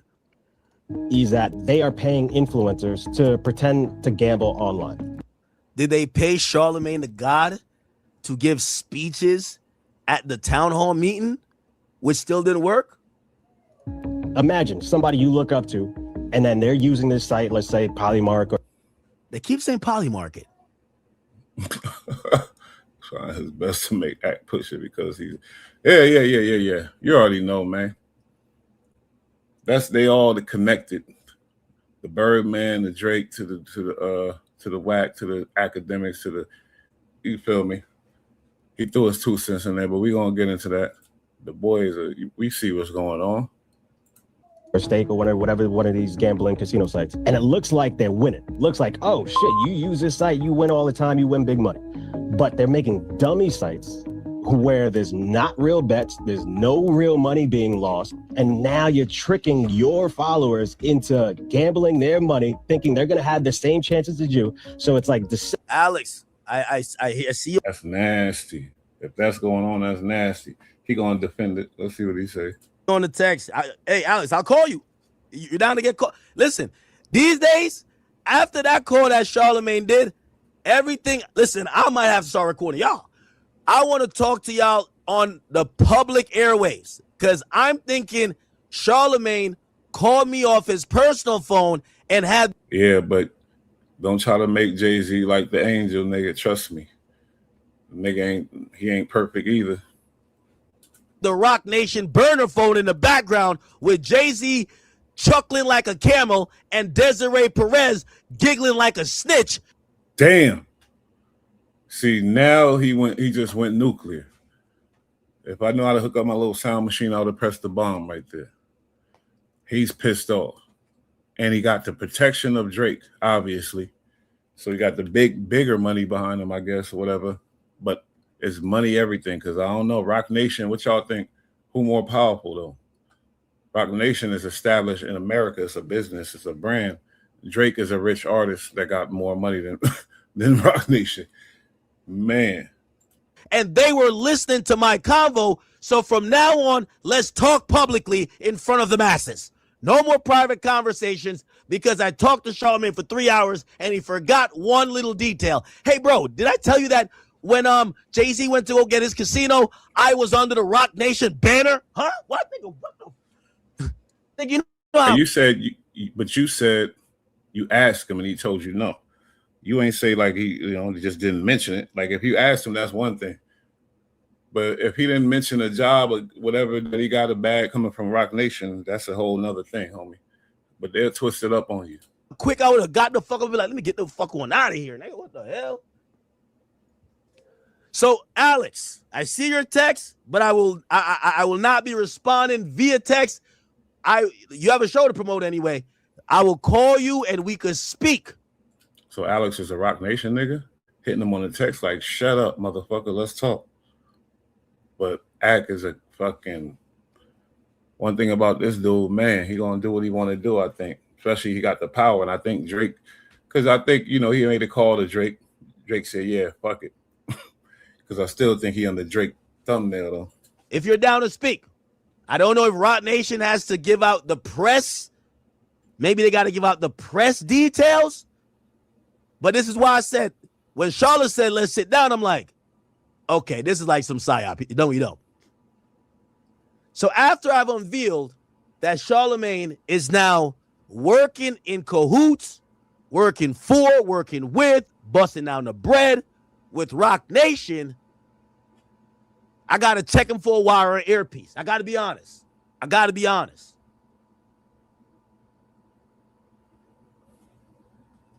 Deceptive marketing strategies, and it's like, I don't know technically if that's a crime, but I'm telling you guys, there will be charges coming down, and there'll be charges. How do you know this? If you're doing some, hopefully it's not too late, but stop, please. He's saying they're attacking him out the blue, and he don't know why. And he might be right. I don't know. Charlemagne gonna say like, "Oh, I was trying to give you warning." I thought that's what Charlemagne is saying. Please stop. Wall Street Journal. Okay. While you have the Rock Nation hat on. Okay. By the way, have I seen him wear a Rock Nation hat before? I'm strolling on this nigga shit. I ain't never seen him with a Rock Nation hat. Chat, go look at this man's page. You've never seen this man with a Rock Nation hat.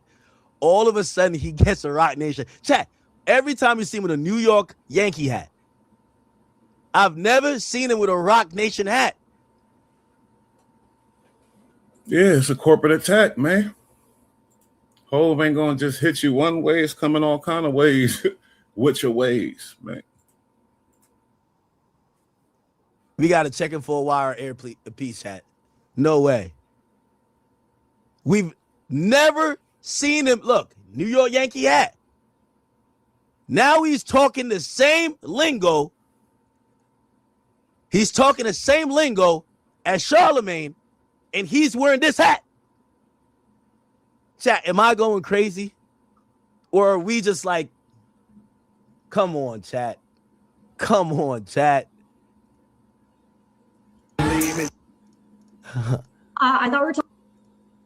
You have DJ academics out here claiming Charlemagne is nothing but a paid puppet for Jay-Z and Rock Nation, just spewing corporate talking points on command. And then you have Charlemagne out here trolling, saying that he works for Rock Nation when he doesn't. But see, look, I like him. He non-biased. He ain't on nobody's side. Let's speak on it though. But he ran that Rock Nation hat, so is he trying to throw it off? Because technically, Charlemagne don't work for Rock Nation. He caught a check from Rock Nation. When you're independent contractors, you catch all kind of bags from all kind of different places and businesses. He doesn't?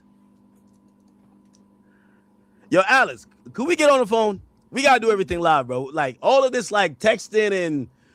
Let's get on the phone, man. Let's talk. Let's talk in front of everybody. You're not going to pick up on air. Desiree Perez hitting that nigga Alex saying, nigga, your access card will be declined for life if you do this. Oh my God. Desiree Perez. Powerful female. Alex said she told on everybody. He's in a party right now. How you in a party but know we talking about you? You can't talk. Nigga, step out the party. This nigga probably... He can't get on the line. He ain't free like you act. He can't just jump on the line and talk. His ass might end up getting canned for something he say. Fuck around and mess up everything. His whole future, everything. You can't just jump on the line and chop it up on a damn show in front of thousands of people. Yo, why this stupid ass light keep going out? This is bugged out. It's a ghost in here. Is that my bro Marco or my cousin Maji? Love y'all. Happy 4th of July. This shit is getting political. I'm gonna play a little bit more and we're gonna move on. At the Rock Nation brunch, nigga. Like, oh my God. Yo, check my man Alex for a wire or earpiece. Check my man for a wire or earpiece. He might be at the brunch. Check the homie for a wire. Check the homie for a wire. Hey, check the homie for a wire. Check the... Might be at the brunch, chat. Not the brunch. Not the brunch. He on that Keefe going crazy. Why y'all keep bringing me up? Yeah, this shit getting political, man. Getting political. You can't buy either one of their stories because they both compromise, so you don't know who's telling the truth. You know, Wack is saying, "Oh, he was my friend," and he said he didn't work with Rock Nation. This is my biggest ops. Everybody know that. I'm sure Charlamagne was like, "I didn't know what you mean your biggest ops? What are you talking about?" I didn't know I had to tell you I got a check from Rock Nation. You know how they play the game, man. So I don't know who to believe in that situation because they both compromised by the bigger bag. And I think it got to be a limit on when you're out there bag chasing. These dudes, man, they end up being in a whole situation where they never even thought they'd be in, chasing a little bag. Let's get into this, and then we'll get into the other little mess. They say that the judge hit him something bad, Keefe, Big Mouth, when he's about the Tupac stuff. I'm just played a little part about the judge because I ain't see it yet. Man, this boy thought he was going to go ahead and make some bucks. He was a drug dealer making fast money. And then once that money run out and the people on your ass, he couldn't get a regular job because he was old and whatever, gangster, famous, all that shit. So then he was like, damn, let me try to sell this story. You heard him talking to the police before he told him. He's like, yo, you sure I ain't going to be able to go to jail for this, right? You sure y'all ain't going to take me to jail? Because y'all can still do. And look, his ass still fighting for his life. And they say he about to lose too. But let's get into it, man, a little bit. Formal meetings to try to get information. This is Higgins talking to the defendant. Now, once again, would I have said something like that?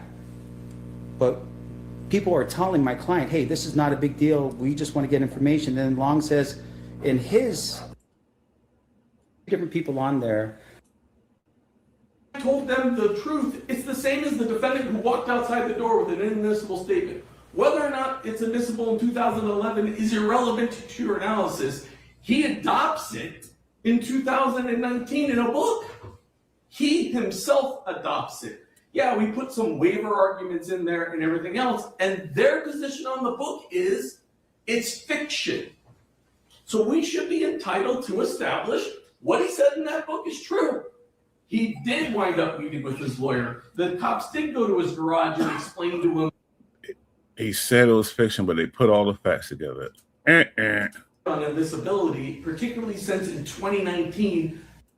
Decision at the end of the day is whether or not the state's met its burden beyond reasonable doubt. And so as a result, like I said, I think we have to have extreme caution with regards to. I started this out saying, first I'm looking for is. All right, here we go. I was trying to get to what the judge said. The judge that's all we trying to hear. These niggas could run their game all they want. Interview it supports the fact. By other people in 2008. What we do instead, we say, look, we're going to move that out to the side. Keefe, consider all the other evidence in the case to make their decision at the end of the day as to whether or not the state's met its burden beyond reasonable doubt. And so as a result, like I said, I think we have to have extreme caution with regards to the statements that were made in 2008. Boy, standing tall, back straight, old as hell. He must have been in there working out. You seen him get his little scrap on. Even his old ass got some jail fight stories. You feel me? And I think it would be the most prudent position would be to exclude the 2008-2009 statement. And that judge ain't trying to hear starting nothing. Backwards. It's so messed up when you charge for killing somebody like Tupac. Man, I'll tell you right now, that judge ain't hearing nothing. Let's go. I think really no question on County Street Ledger book. I find that as admissible under NRS 51.035 subsection 3. It's clear that Mr. Davis adopted the statements therein as his own through publication, promotion, and subsequent ratification. In his interview to Vlad TV, he promotes this book as his book. He encourages people to buy it to get the real truth and not from the law. Yeah, get my book, man, to hear the real truth. Not from the law enforcement or industry people. He also repeatedly says it's something like the whole truth of the situation. She don't like him. See how she talking? So he's indicated to a reporter also on 10/21/23 that he wrote the book to let people know his truth. He's adopted its contents under NRS 51.035 subsection 3B. And then ultimately, when you look at the entirety of Mr. Shah's interview, it supports that the factual content from the book was from Mr. Davis, and that Mr. Davis ultimately also got the manuscript and made no edits to the description of the murder that's relevant for today. Ultimately, the arguments regarding what Mr. Jaw's contributions to the book are, etc., goes to weight, not admissibility of the book. I really find there is no legal argument to exclude the book. Working backwards, then when I'm looking at what's in front of me, the motion is on voluntariness here, right? So they wanted to exclude the book, but he said, "This is the truth." And she said, "Nope, we're not excluding that." And so when I'm looking at voluntariness, I started this out saying, first I'm looking for, is Miranda required? And then I'm looking to those PSAMA factors. And so ultimately a criminal defendant is deprived of due process if the conviction is based upon an involuntary confession, and voluntariness is determined under the totality of the circumstances, including the age, intelligence, custodial status, and whether coercive police tactics overboard the will. When I look at PSAMA, Dewey versus State, and then the Miranda decision itself. When we're looking at Miranda, it's only custodial interrogation. It doesn't require warnings where a defendant voluntarily provides information in a non-custodial setting. Statements offered against a party are admissible where they are the party's old statements or the party's manifested in adoption or belief in their truth. Neither required Miranda because neither ultimately were in a custody setting. He was free to leave at all times, and in fact, he did leave for decades after these were stated. So I don't think the Miranda framework is the appropriate one here. Additionally, it's important to note that he was represented by counsel throughout, and that is really what Miranda is. Miranda is designed to protect from police infringement on a person's ability to When the counsel ain't around. protect against coercion. And that's what the attorney's entire job is. When I look at the PSAMA factors that have been laid out, I don't think they apply here necessarily to establish involuntariness, really. If I apply that test, Mr. Davis passes with flying colors. I mean, this is a situation where he is an adult. He's not inexperienced in the criminal justice system. He has counsel present. He's expressly advised. He is not under arrest. He's not inexperienced, he's not uneducated, he's not isolated, he's not subject to prolonged detention, deprivation, or coercive texts. I mean, he's invited to the situation. He comes to tell his story to avoid the federal government's issue. So I don't find it that it's involuntary either. However, I do have problems with that 2008 interview, but I don't think that they were necessarily addressed in the framework that I'm given here.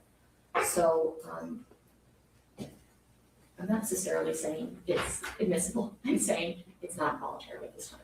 So He killed Tupac, and his dumbass wanted to get the credit for it when he got old, telling those stories, and you ain't even, you feel me? They say he wasn't one of those.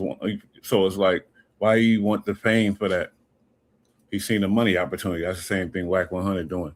But look what it gets you though, buddy. You're fucked up. the motion In a is real denied way. as written. So we'll go to order on that. Thank you, Judge. Salute. Your Honor, just as a matter of clarification of the court's order, is this one of those things where we can redress this issue? You can address it. I don't know what basis fits better, but it's not It was involved. weird that Wack was trying to bail him out too. That was crazy. That's fine, Your Honor, and I do understand the court's ruling with regards to that. I'm just trying to figure out in terms of timing and whether or not we can have the ability to redress it later. I don't really have a ton of guidance on what I'm saying. I'm just saying that the framework that you presented me with, it doesn't fit as an involuntary statement. But you are free to redress it as you see fit under the legal guidance. Gang evidence. Your Honor, this is the state's motion. Looking at the defense response and talking to Mr. Sams, I think we largely agree that it's admissible for the purposes of motive. So the real question, they took some issue with the purpose of identification, but we're not doing it as a modus operandi. It's more identification as Davis's role within the larger South Central Crips, why he was the person in leadership in order to issue those commands, why he had the ability to do that. That's what we were looking for in terms of identification. Okay. Ultimately, gang information is gang affiliation evidence is a bad act, and there's generally some sort of bad acts, Petrocelli type hearing, although it doesn't really tap all the traditional contours of Petrocelli hearing. But it seems as though Mr. Sanft is not requesting that. He's conceding that it could be necessary for, or that he concedes the evidence of the affiliation with the Southside Compton Crips, personal leadership. He gonna go down in history. One of the dumbest niggas. Man, sorry. Role within that organization, the rivalry with Piro and the Lakewood Mall and the MGM Grand incidents are probative of motive. And so it seems like we've passed the point where I thought we would need an evidentiary hearing. Would you agree with that? I agree with that. I On think the clear and convincing of the gang evidence. yes, sure. So what it then leaves out essentially is the state is not seeking for identity. His lawyer sound like a punk. I agree with that. Yes, I agree. He going with everything she say. And so it's really just for motive. And so we're at essentially is this a situation where you're seeking for any gang enhancement phase to be bifurcated from the guilt phase? I think that's an agreement that we would have with the state with regard to that particular issue. The danger is the use of the word shock collar and then the use of the word green light. That's really where we're. Oh, that's the prosecutor. I'm Okay, tripping. so for you, your concern is those two terms. Correct. I mean, those are terms that are associated with gang activity. And it's not just gang activity, but it's also associated with this idea of rank within the gang activity.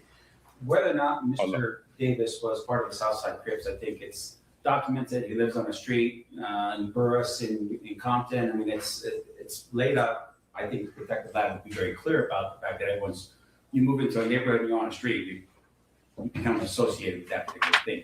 I have a concern about the idea that now they're going to try to shoehorn in. It's a thing where he was a big drug dealer, so I'm sure he got his respect in the girls or whatever. But before that, before the drugs, he probably wasn't shit. So then you lose that, you ain't making the drug money. People, still ranting and raving about Pop.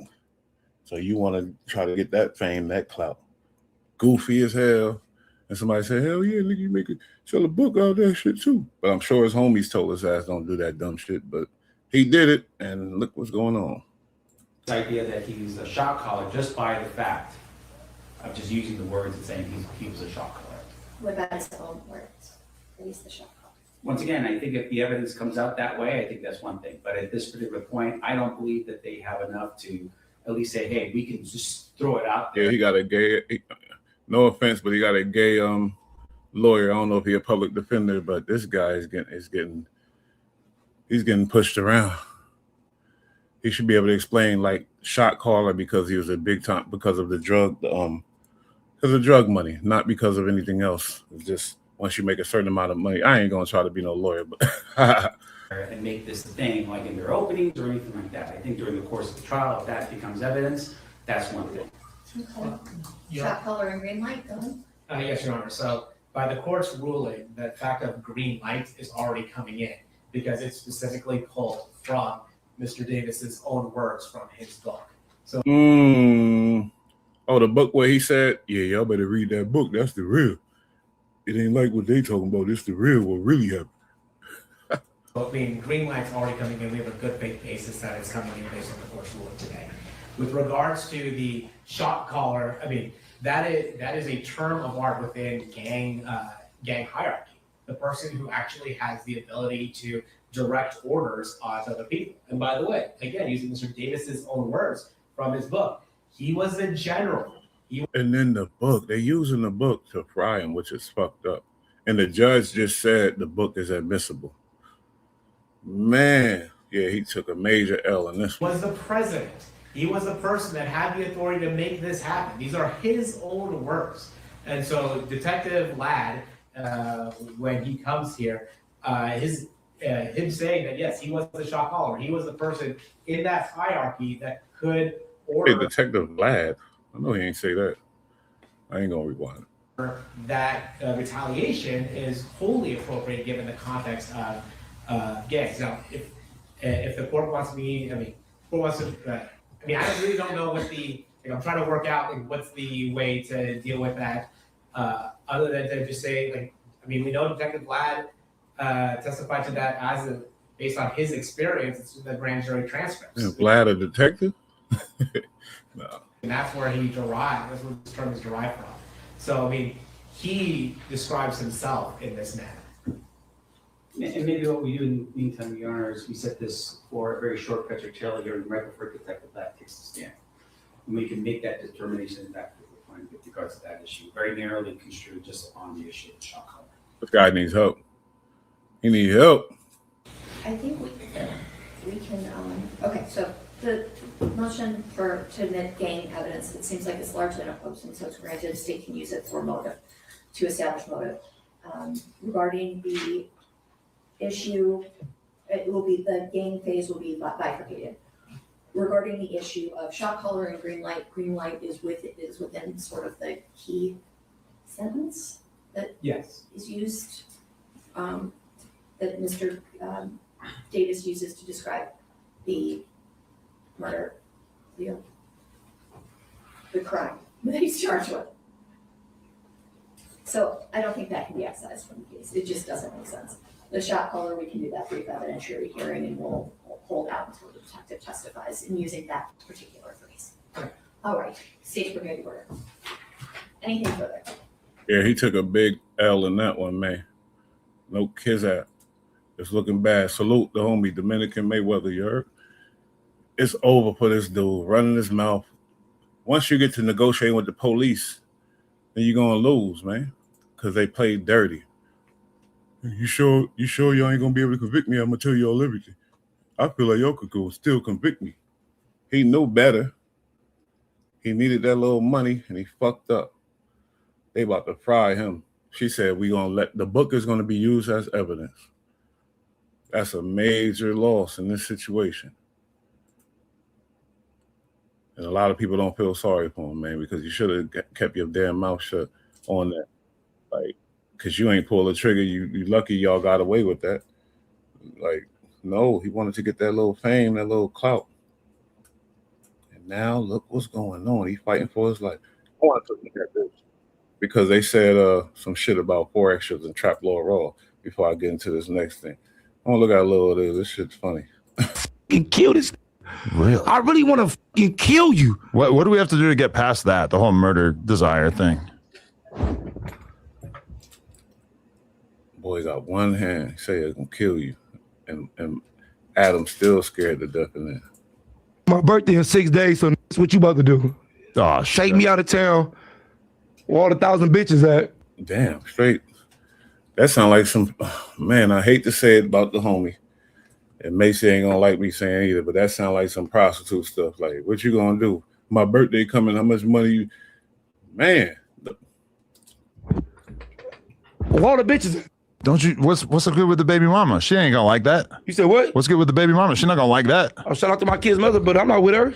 Oh, the plot thickens. Okay. Adam could hook him up with some of them porn girls, so Adam do owe him that, I think. Adam hook him up with some of them porno chicks, man.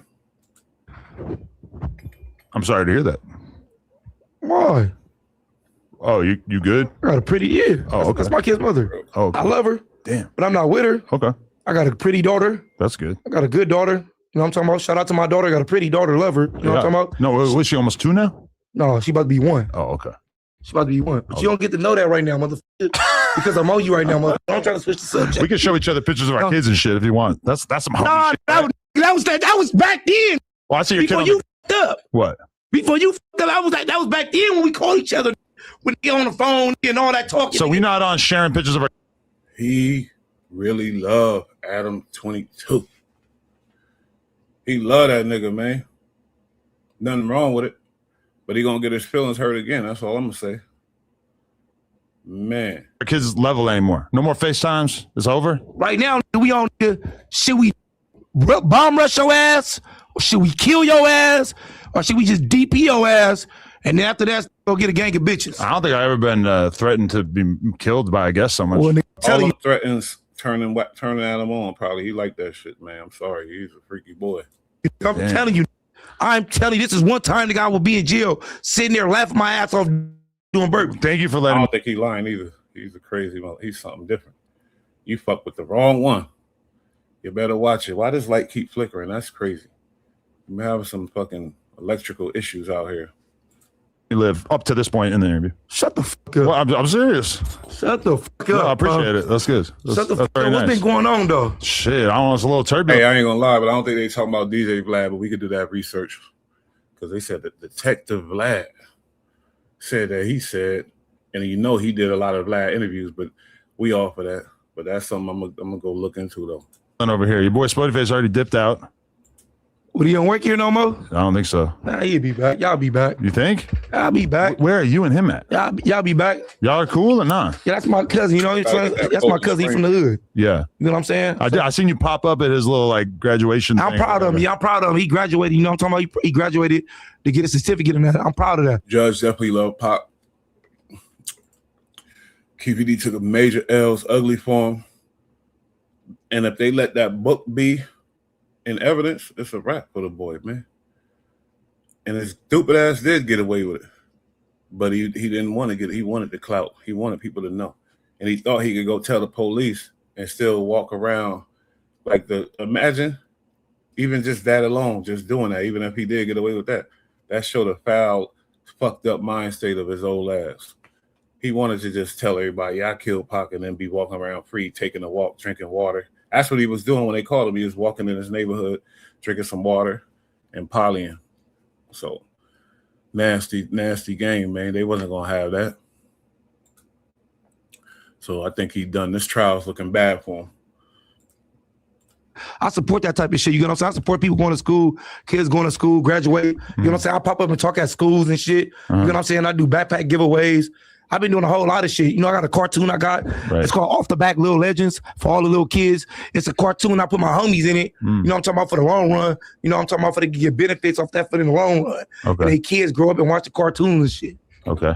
Netflix already got at me about buying it. But really? I don't want to sell I ain't selling my cartoon. Yeah, don't sell out. I ain't selling that cartoon because you could that's like back then. Power Rangers, they bought Power. Oh, you one of those? I ain't selling my cartoon. All right, well, you get a deal with them then. Because, like, you already know 1% of something is better than 100% of nothing, my nigga. The fuck? I ain't selling my cartoon.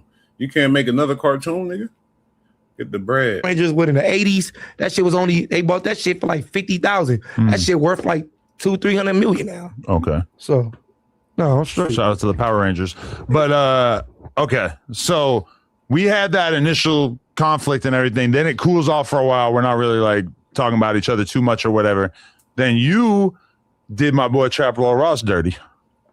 How the fuck I do custom? He did a free service for you to try to help launch your channel, and then you sold it to a random.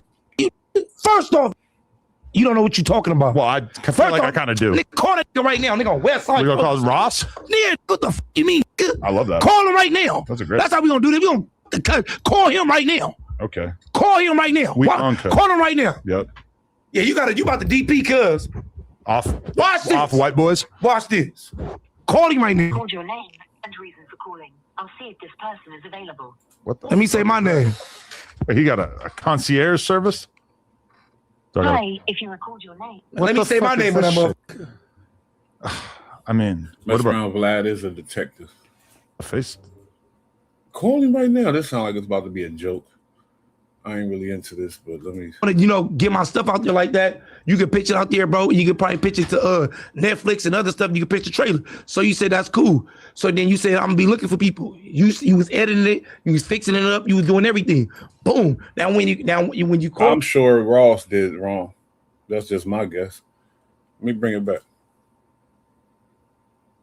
Boy, and you know when I be on niggas, I be on niggas.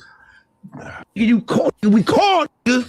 And when we got on the phone, you told me, I said, nigga, you said we're going to pitch the trailers and we're going to pitch it to other people. I said, all right, that's cool, bro. You know what I'm talking about? You can pitch it to other people. If I just don't want to, get my stuff out there like that, you can pitch it out there, bro. You can probably pitch it to Netflix and other stuff. You can pitch the trailer. So you said, that's cool. So then you said, I'm going to be looking for people. You was editing it. You was fixing it up. You was doing everything. Boom. Now when you call me back with an ID, you say, hey, Fortress, what we could do, bro, we could sell it to we could do it and put it on Cam and let Cam put it up there and do it. This is a disaster, man. We'll keep it pushing a little bit. I said, that's cool. You said I already talked to Cam and Cam said he'd do that. So I said, I said, all right. We that's cool. Call Kim. You clicked over. You called Kim. You merged Kim Capone on the phone with me. We all get on the phone, bro. I forget it like I ain't gonna forget it like it was yesterday. We was all right there, bro. I'm inside the studio while you talking to me. So, he said the Cam Capone thing was your idea. He called. No, you call Kim. You call Kim. You merged Kim. No, I can break it down. If Yeah. He called Kim, bro. He called Kim. Yeah, see, he called Kim. See, he caught in a lie. He said Cam Capone was his idea. You know you didn't say that. You know Forex didn't. That wasn't his idea. That was yours. That was the first lie Trap got caught up in. No, I could break it down though. Okay, Ross, you explain. So yeah, because you call. Let me explain real quick. All right. So Nick, you call Kim because I don't lie on nobody. That ain't nothing to lie about. You know what I'm saying? You call Kim. We all three got on the phone. So when we said on there, what I will say, you know what I'm saying? You're genuine. You're a real person, and I respect you for that. And I love you for come shoot for me and doing all that. You get what I'm saying? For the interview and everything, bro. So you sit on there, bro, and you told Cam, break it down. I said, all right, then when you put it up there, break the money down into 3 with all 3 of us. You said, no, Forex, it's your shit, bro. You can keep it all. I told you, bro. Didn't I tell you, bro? I said, I'm a real person, bro. What you did, bro, I'm going to break it down and give it to all 3 of us. Didn't I tell you that, bro? Exactly. Hold on. Exactly, bro. I know Forex ain't lying. I said, break the money down and give it to all 3 of us. This differs from the version that he told online. Ay. He about to catch this little snake that is doing his best to make content. Well, what's the version? All right, Ross, let's hear your version. And so I'm with you, man, because I'm with you. I never really tried to do nothing. Told you, bro. With 4Extra, man. I rock with 4Extra. I feel like just originally when the idea came about, when it was first kind of pitched, I thought we was doing it for your channel, and that was going to be like your first video. That was going to be the comeback, and that was the original plan. You know, I popped out, like I spent the money, made the piece because I boxed with you. Yeah, you did. Yeah, and I respect you. You got finesse, and you agreed to it. Then you cried about it after. And I told you I love you for that. Yeah, no, for real, man. I got your back. And then, you know, I feel like we kind of put it together. And then, you know, you had the idea. You said you wanted to pitch it to Netflix and stuff like that. And I tried, like I reached out to everybody that I knew that could try and get that deal, and we couldn't get it. And I feel like maybe where me and you had like a difference of opinion is I kind of, at that point, I said, I still think this should be your channel. And, you know. Yeah, you did tell me, you did tell me that. You did tell me it should be my channel and all that. You did tell me that. And then you had called me back and you had told me, well, we could put it with Cam. And then that's when you're. I kind of said, like, if you didn't want to do it on your channel and we didn't. You the one, boy. Grimy ass Trap Lord Ross. I knew it. Managed to get any interest from Netflix. Like I said, look, well, the other person I could suggest, like I heard there was a rumor. I don't know if this is true, but I thought Lupe told me that you got offered something like $20K by Channel 5, Andrew Callahan, to do the interview. But I turned it. I got offered $20,000 from somebody, but I turned it down. But then I told you. But then I told you that when you asked me, and then you told me we could put it on the cam, and then that's when I ain't watched this video before. I knew it was Trap who was lying and capping. I said, all right, that's cool. And then I said, all right, go ahead, call him. And that's when you called him and you merged him in. And when you merged him in, that's when we all had to talk. And I told you correctly. I told you, bro. Then I tell you, bro, I said, let's split the money, right? And then you told me, no, bro, keep it all. I said you should keep it. Exactly, bro. Keep the money. I'm a real nigga, but I respect you for everything, bro. And I told you, bro, split the money. So that's all I'm saying. What the f y'all talking about? The reason I wasn't fucking with Cam, though, I wasn't fucking with Cam because I feel like you are a lying little piece of. I'm trying to watch my cursing on these lives. This is a dirty little boy. I ain't gonna hold you. Cat boy said a whole bunch of lies and got caught up in it. Adam, you know, they all about that content. So Adam put his ass on blast. Man, Trap got caught up. He's a snake that I know he was. Like I said, yo, you guys piece it up, split the money, do your thing. I sent him all the footage. And then I didn't hear anything. I didn't even hear from him to say, yo, we made the deal. Like, we putting this out. Let us know. Do some. What you need to hear? You said, peace up. That's y'all. What you need to hear? He was a liar. Oh, all right. The thing that you should have called me, though. You my boy. You should have called me. Facts. You could have called him. Why you didn't call him?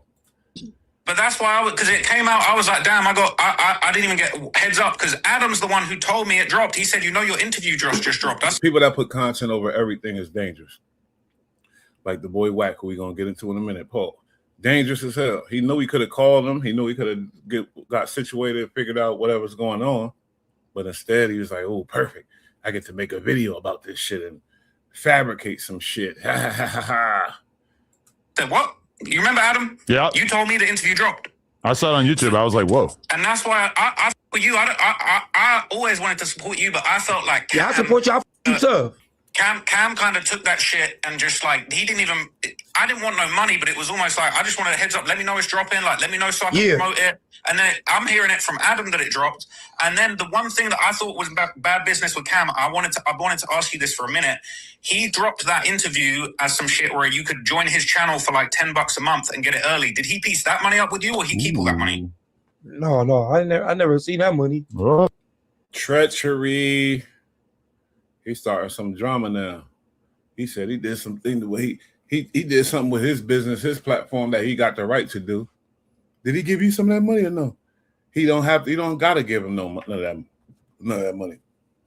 If he paid for extra what he said he was gonna give him and they squared away, he owned whatever the footage is. Just because you shot it, that don't mean whatever. You feel me? He ain't have to. I don't think he was obligated to that. It would have been nice if he did. But look at the dude over there in the UK starting drama. We're going to Rialto. That's why I didn't with Cam, because then when I heard off Adam and I start looking at the rollout. Oh, now that's why. That's why, huh? Yeah, all right. Thinking, oh, yo, he charging $10 for this. Like, he doing the Patreon method that I wanted you to do, and I guess he's giving you the money off the views, but that's why I didn't really with it, because I was like... He can't do it. He don't have a channel. His channel ain't lit like Cam Capone, man. That's take a lot of work to do that. He ain't even let me know just on some friend shit of like, yo, how's this rollout going to go? Like, what are you going to do? When are you going to drop? Like, what clips you going to drop? I didn't hear nothing. Adam hit me up like, your interview dropped. And I was like, damn, okay. And so I had never, ever had a bad word to say about 4 Extra, bro. You, man, you my... Yeah, I put you tough, bro. I put you tough. I got respect. I got respect for you, bro. I put you tough, bro. But that's what I was saying. When they were saying like, bro, like I kept the money or something, I'm like, what the fuck you talking about? Like, I was lost, bro. He said something bad because that's why Adam brought it up. Oh, salute. He said Machiavelli is here. Salute then. Don Columinati blows like a 12-gauge shotty. I'm like, hold on, what the fuck? That's why I just told you, like, bro, I was lost. They brought it to me, you know what I'm saying? So I'm like, I'm lost, bro. You get what I'm saying? Because I was supposed to go back and I was supposed to show my hand after I went to the doctor. So I got that on recording and I was supposed to show my hand. And once they been trying to buy that. Because my hand, I took the staples out of my shit now and all that now. So, but I didn't do that is because the confusion came in right there when I seen that, when I seen your stuff and you talking about they got on, I'm like, huh? What the I was lost. So I'm like, I'm not about to do this because now I'm lost right there. It's like I'm playing him like I didn't get that. That's why he just said right now, like I ain't what the. Because you in the video. You in the video in the right video that I made. You's a bitch and a liar. Hey. Right. But bear in mind as well, when I said that shit about Cam, I basically said like he basically took that shit and he get half of that. And I said, look, I wanted you to have all the money. You remember he was on the phone talking about he was concerned about what's going on. I thought you gave it to that man. It was a gift to him. Why are you still concerned about it? I get 80% and you 20%. And I you thought, I remember I was on the phone and I was like, hell no. Extra 50%. No, you talking about when he was saying, when Cam said, well, let him take, I think, the other platforms and give one platform. You talking about that for TikTok and shit. But that's the thing, he ain't never mentioned to you about putting it as a paid $10 a month thing on his channel where you had to pay a membership to watch it. And I don't even know if you even knew that. So that's why I wasn't with him. And then he called me out talking about I'm a clown. Like, bro, I gifted you free content with 4 Extra. You did do that. I didn't want the money from it, but all I wanted was the respect for him to be like, yo, this is dropping, this is the plan, this is how I'm going to You should have called me, though. You should have called me, though. You know what I'm saying? You should have called me. Bro. You should have called me, bro. You should have called me, bro. I wish I did, man. Yeah, I wish you would have called me. He's a brat. I wanted you guys to tell me when the video was dropping, and that's why I made the foul video about y'all. Because you guys didn't tell me when the video was dropping. What? That's wicked. Spoiled ass entitled shit right there, boy. That man was mad because they didn't tell him when the video dropping. Initially, that was what he was saying. I just wanted the respect of telling somebody calling me, man, niggas is doing shit, moving and grooving. I ain't no movie or no damn rap videos are fucking. It ain't that serious. The fuck is going on? Crazy as hell, man. His feelings was hurt about that. I don't really understand that.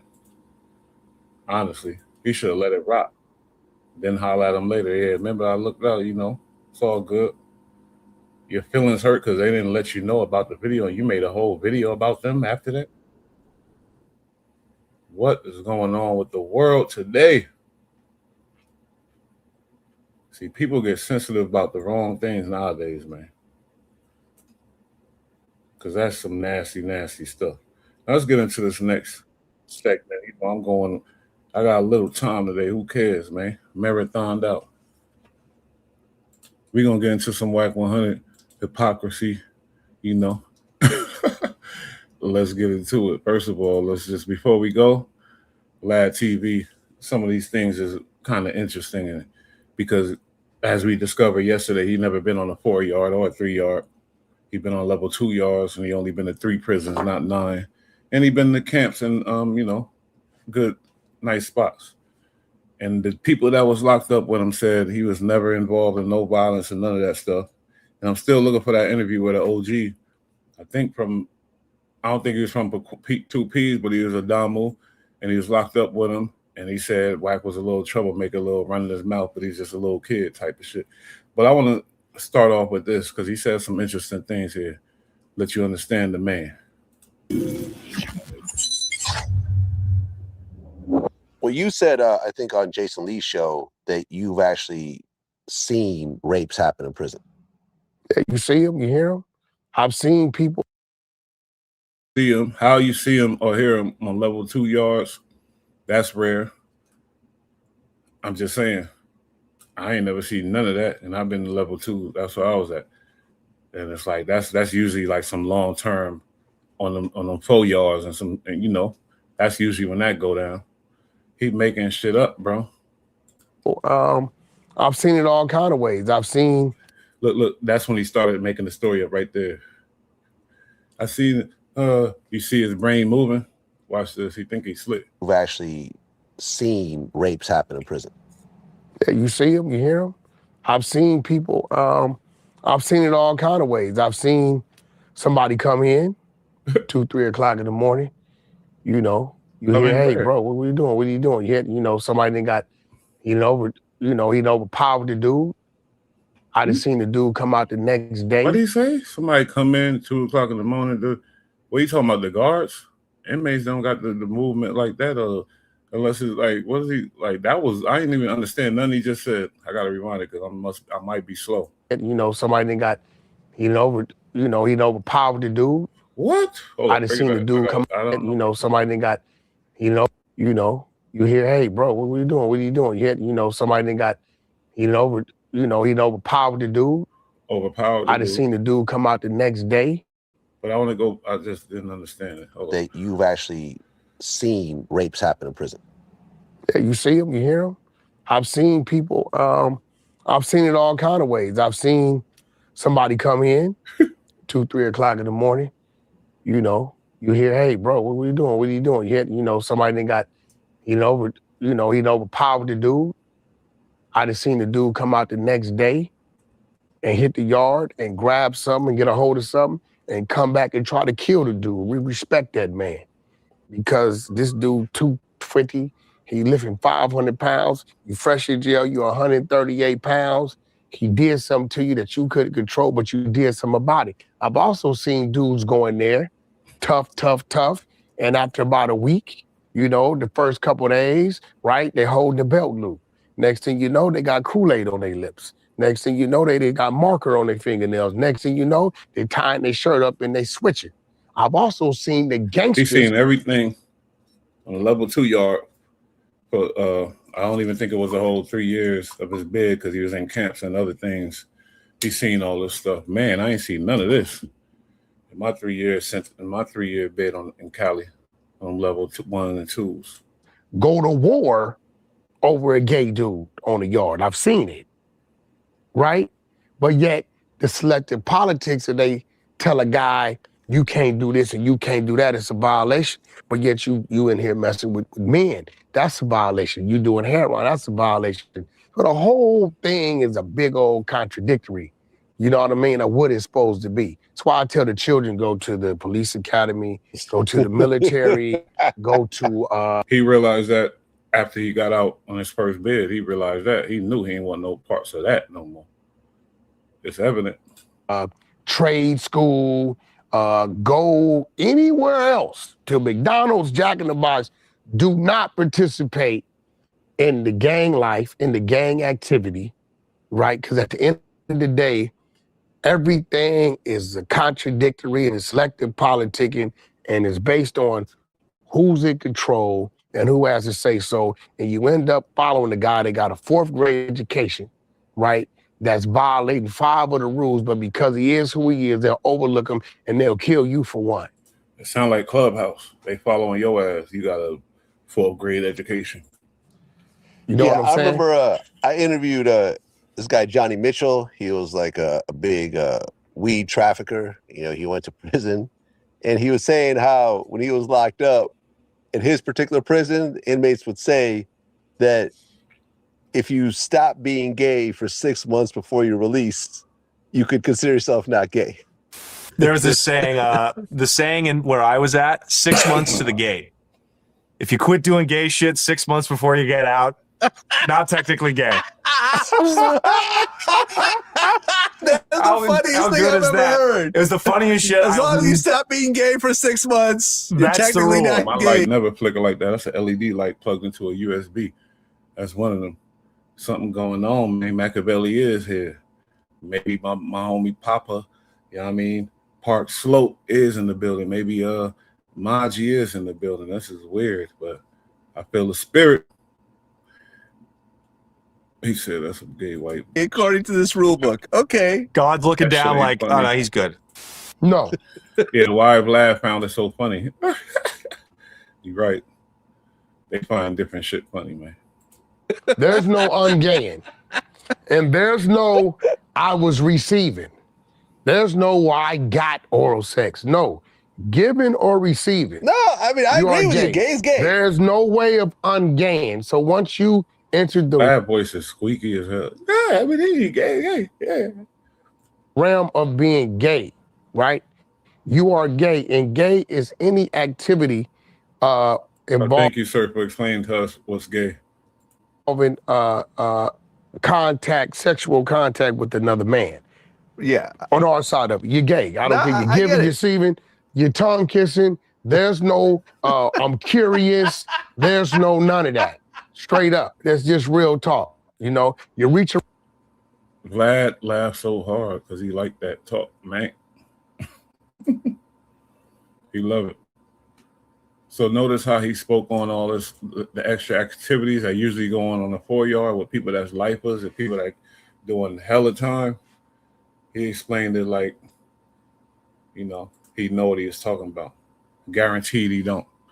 He wasn't in the place where you know that, and he didn't do enough time to know. So that's just examples. Got to keep it going. Now I like this little parody though. These dudes it's funny as hell. Wack grew up in the NS Project. That acronym, it stood for a neighborhood so tough they nicknamed it after Vietnam. It was a hard life and a hard walk. In a place where surviving was the daily homework assignment, joining a gang wasn't a reckless choice. It was survival sophistication. The older friends, fresh out of the penitentiary, would bring their hard-earned lessons back to the streets, making the local gang even stronger. So, how do you join this survival club? You get jumped in.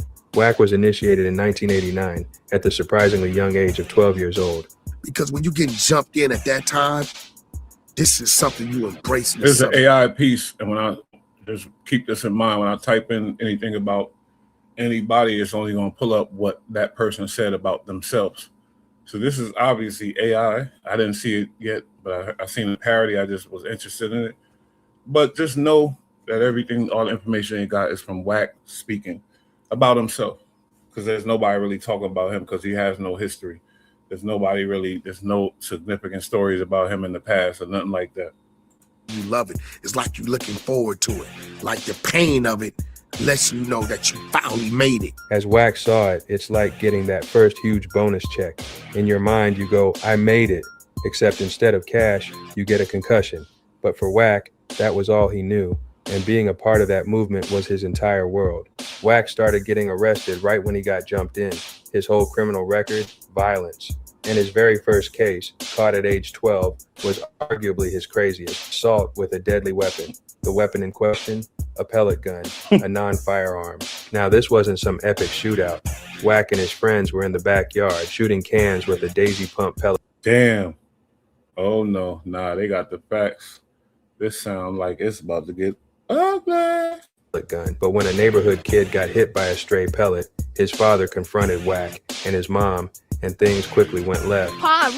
I covered the absolutely insane story of Little Wack and his pellet gun in another video. Check the description to watch that video Wack next. He said Lil Wack with the pellet gun.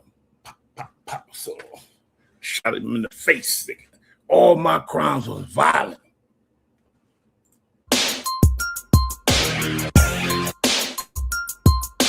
This insane story would make Wack decide to go on the run for the very first time.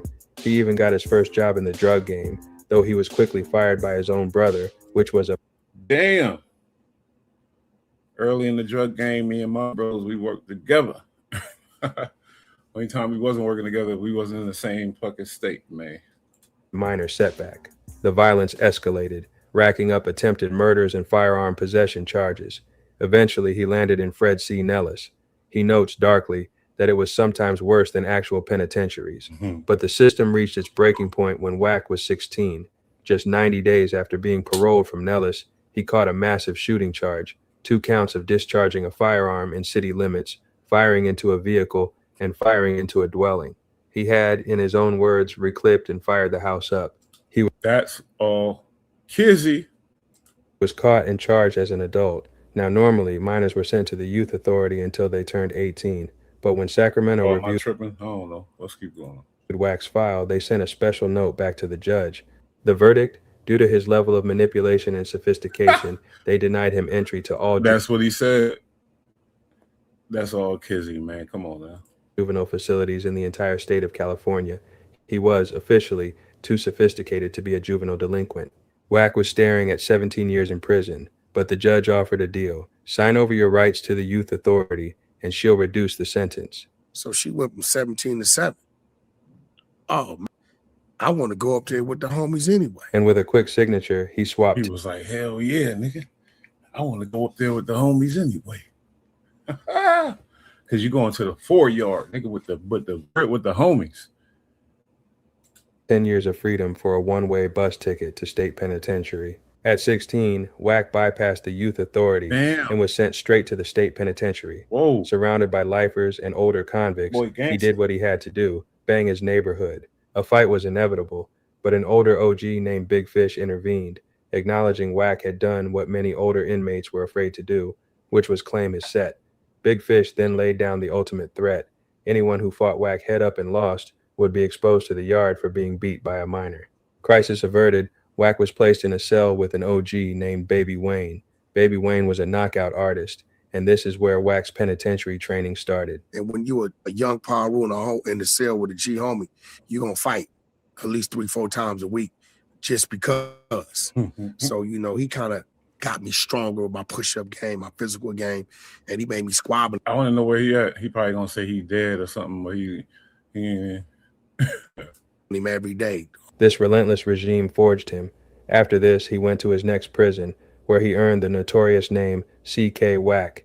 He eventually served close to 6 years in total. Wack was paroled in 1999, a 19-year-old man with a general education diploma, but an insurmountable record of violence and felonies. Getting a legitimate job seemed impossible, but he had a 5-year-old son waiting for him. This was the real turning point. I used to tell myself every day in prison, you a bitch ass nigga, you're not there for your kid. Because listen, I blame my father for not being there for me, right? Yeah. And crack was what it was. But now the gang culture, the gang violence, the streets, right, have me in prison. I'm not there for my son. So I was my father, and that's what scared me. Wack decided he had to break the cycle. The opportunity arrived when his son's mother told him about her cousin's husband, a truck driver who earned nearly $1,000 a day. The cost of truck driving school was $5,000.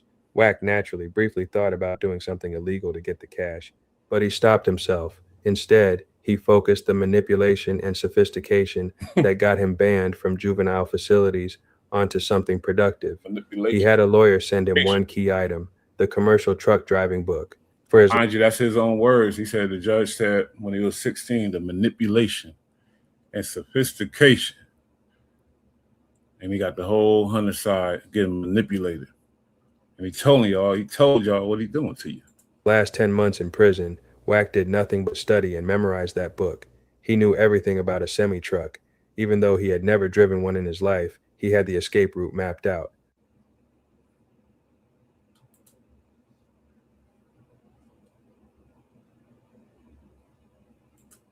Take a look at what it would take for the average person in 2025 to follow this path. Imagine this. You're stuck in a dead-end job, scrolling late at night, wondering if there's a better way to earn real money. In top states, taking home as requirements. You must be at least 18 years old to drive in state. New drivers in 2025 for even tougher safety. What are they talking about? The and translating attention. People might call Wack many things, but his business mindset is anything but reckless. Laid out a blueprint to make real money in 2020. Okay, so that was a cool little situation. We already debunked most of the stuff he said, though. A lot of it is false, a whole lot of it. But that's cool. You know, he got a little parody going on. That's funny as hell. Has spent years calling other rappers snitches. He's accused 21 Savage, Gunna, BG, and countless others of working with law enforcement. Every time someone gets arrested or takes a plea, Wack's the first one online, talking loud and pointing fingers, but now everything's flipped. A leaked wiretap, allegedly. Notice that last video, every other parody or any type of video, they always got several people speaking on the history and giving stories and confirming things. You don't got nobody confirming shit. It's all Wack story. And you got the OGs and the other Gs and the homies saying, no, this is what happened. And here go the paperwork, here go the documents, everything right here. Released by 21 Savage, just put Wack in the hot seat. And what people heard was enough to raise serious questions. Then came the real shocker. A quick flash of what looked like a police badge in Wack's wallet. Add that to a federal gun case that mysteriously disappeared, and now the rumors are louder than ever. I don't like these AI pieces, though. They all right, but I'm on some other shit right now. Yeah. No Cap Network. Clean like I fuck with the No Cap Network, man. Salute to the homies. We got a few more. He watched it, now the paperwork's filthy. In Beaumont, Texas, 2006, you were guilty. Convicted felon with 3 heaters in the in his clothes. See you on the gram, night texting them folks. He ducked and dived. Attention to myself as adversary to him when I'll be put on a list. This is an OG of, I think, of Wack 100, but let me bring it back, though. Told you don't say my name when I'm talking. I'm just saying, one of the things I realized when I got out is that the culture itself was hijacked by industrialism. So now you got people, man, calling up and making fake web pages and being all that they can be on social media. But do you think your boy got a lot to do with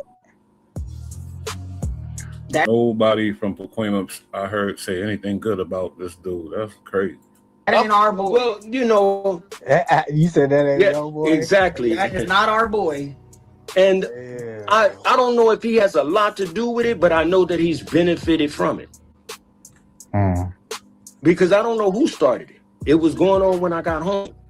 Yeah. People was talking on, gang. I did one of these shows a long time ago with Doc Hicks.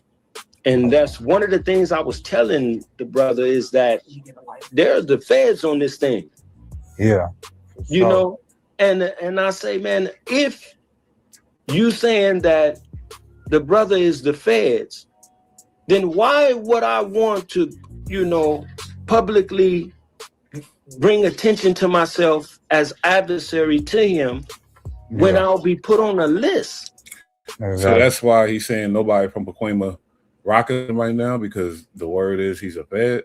Man, same reason why him and Big U fell out, because Big U found out or suspected he was a Fed. It's a damn same situation. There's nothing smart about that, in no type of way. And so when I saw it being carried out and being, on social media, I knew that it had to all be an act.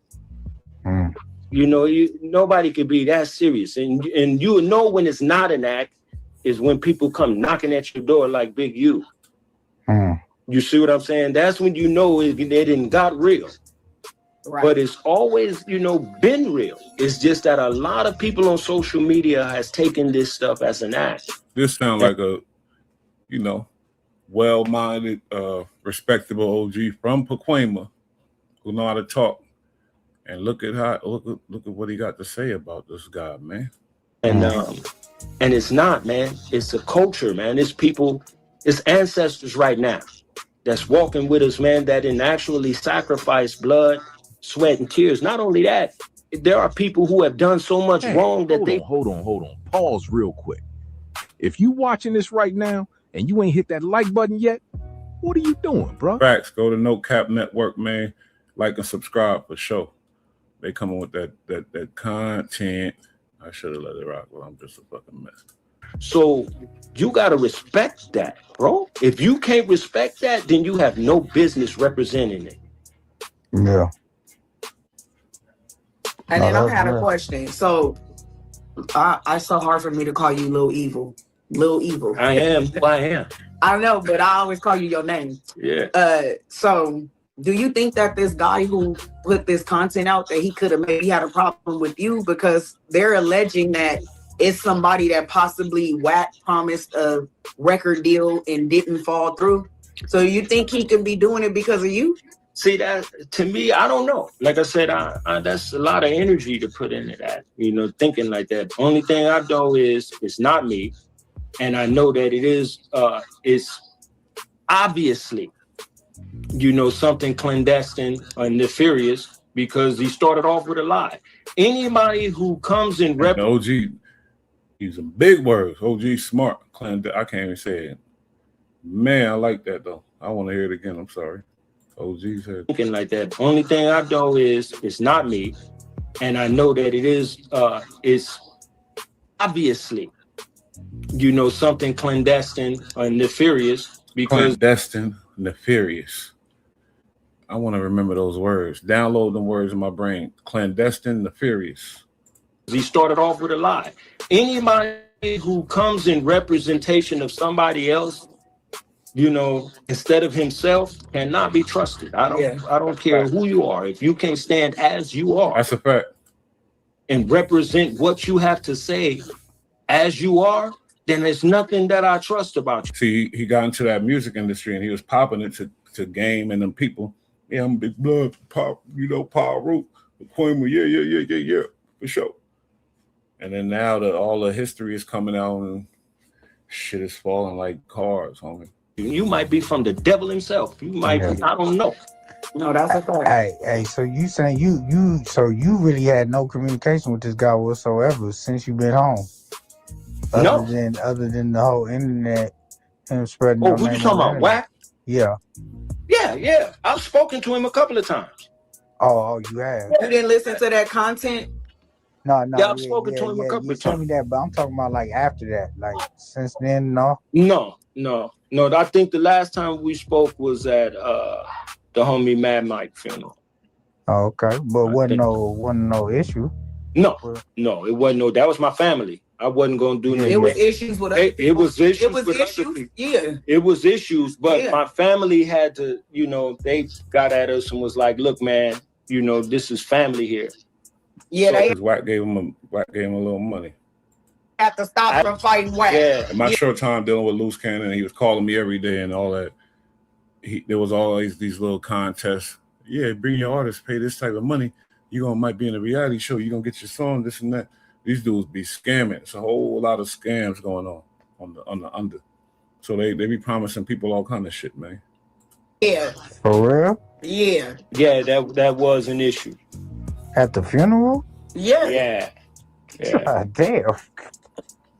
Yeah, but see, the thing is, he was with my relative Kim at the time, and and there wasn't nowhere in the world I was gonna let that happen. Her blood cousin. Oh, so Kim really from over there? Yes. Sir. I went to the boys club with Kim. She marched in the Pacoima parade. She from Pacoima too. I went to high school with her. Oh, okay. I mean, he always said that's his high school sweetheart. If you can't trust nothing, you an OG that know how to talk, that's from the community, and people are presenting them and shit like that, and he's speaking on something, and he's not coming crazy and foul, and because you got these wild OGs out here too that talk crazy and talking like a gentleman, but still explaining stuff. I'm sorry, man. Something got to be to it. There's too many of them that's saying the same story. This is another thing, Rockstar, when he was doing that content and he was like, I'm in the hood right now. Now, if you from our neighborhood, like me, I'm gonna be like, hey, I'm on the west. Hey, I'm at the park. I'm at the lot. You're not just gonna say you in the turf. We gonna specifically say where we are. So that kind of alerted me too that he not really over there. Yeah, whoever it is. But whoever it is got information, and you can't negate that. But I listened to him and I was like, wherever he got that information, somebody close fed him that. That could be somebody little brother, somebody relative that be around when homies be talking, and then he repeated it. For example, how do we know my name? How do we know my little brother's name? How do we know to say baby or big or right? He didn't say tiny evil. Yeah, he said baby. Exactly. He taught the world all this stuff. Yeah, so I don't know, Rockstar, but even now, remember when I told you, if you hear little evil talk, you would almost think you talking to Martin Luther King. That nigga on Malcolm. Malcolm. I was Malcolm. I was Martin, man. That's what Wack don't like. He's like the feds. He want to take down any black powerful leader. More Malcolm than Martin. Hey, let me talk to y'all real quick before we keep going. After this video is done, do not sleep on the other videos on this channel. We got nothing but heat over here on No. Definitely do. Ever since you've been home. Other than the whole internet, him spreading. Oh, what you talking about, Wack? Yeah. Yeah. I've spoken to him a couple of times. Oh, you have? You didn't listen to that content? No. Yeah, I've spoken to him a couple of times. Tell me that, but I'm talking about like after that, like since then, no. No. I think the last time we spoke was at the homie Mad Mike funeral. Oh, okay, but wasn't no issue. So we heard this. No, it wasn't. So they repeating it. All right. Wack has no history, and that's the theme of this shit. Y'all gonna find out. We about to. Friends pack, rolled it up. Y'all out of here. Where we going? I swear, we lasted 8 or 9 days on that motherfucking yard, bro. They got us the fuck up out of there. He capping that yard. You wasn't on nan yard. Matter of fact, we're gonna have to continue this. I just remember something. I've been pushing it. What is it? Almost 3 hours. Love y'all. Tap in, like, share, subscribe. Salute to the chat, man. Salute to everybody. You know what it is. Your boy Bush. I deliver it once again. Fully with the content. And it was great. And the chat made it great. So salute to y'all. Like, share, subscribe. Your boy Bush, man. Another episode of Bush Talk. Epic reactions. Live reactions. We out. Peace. Laying on the rug. I got new clothes. Playing in the mud.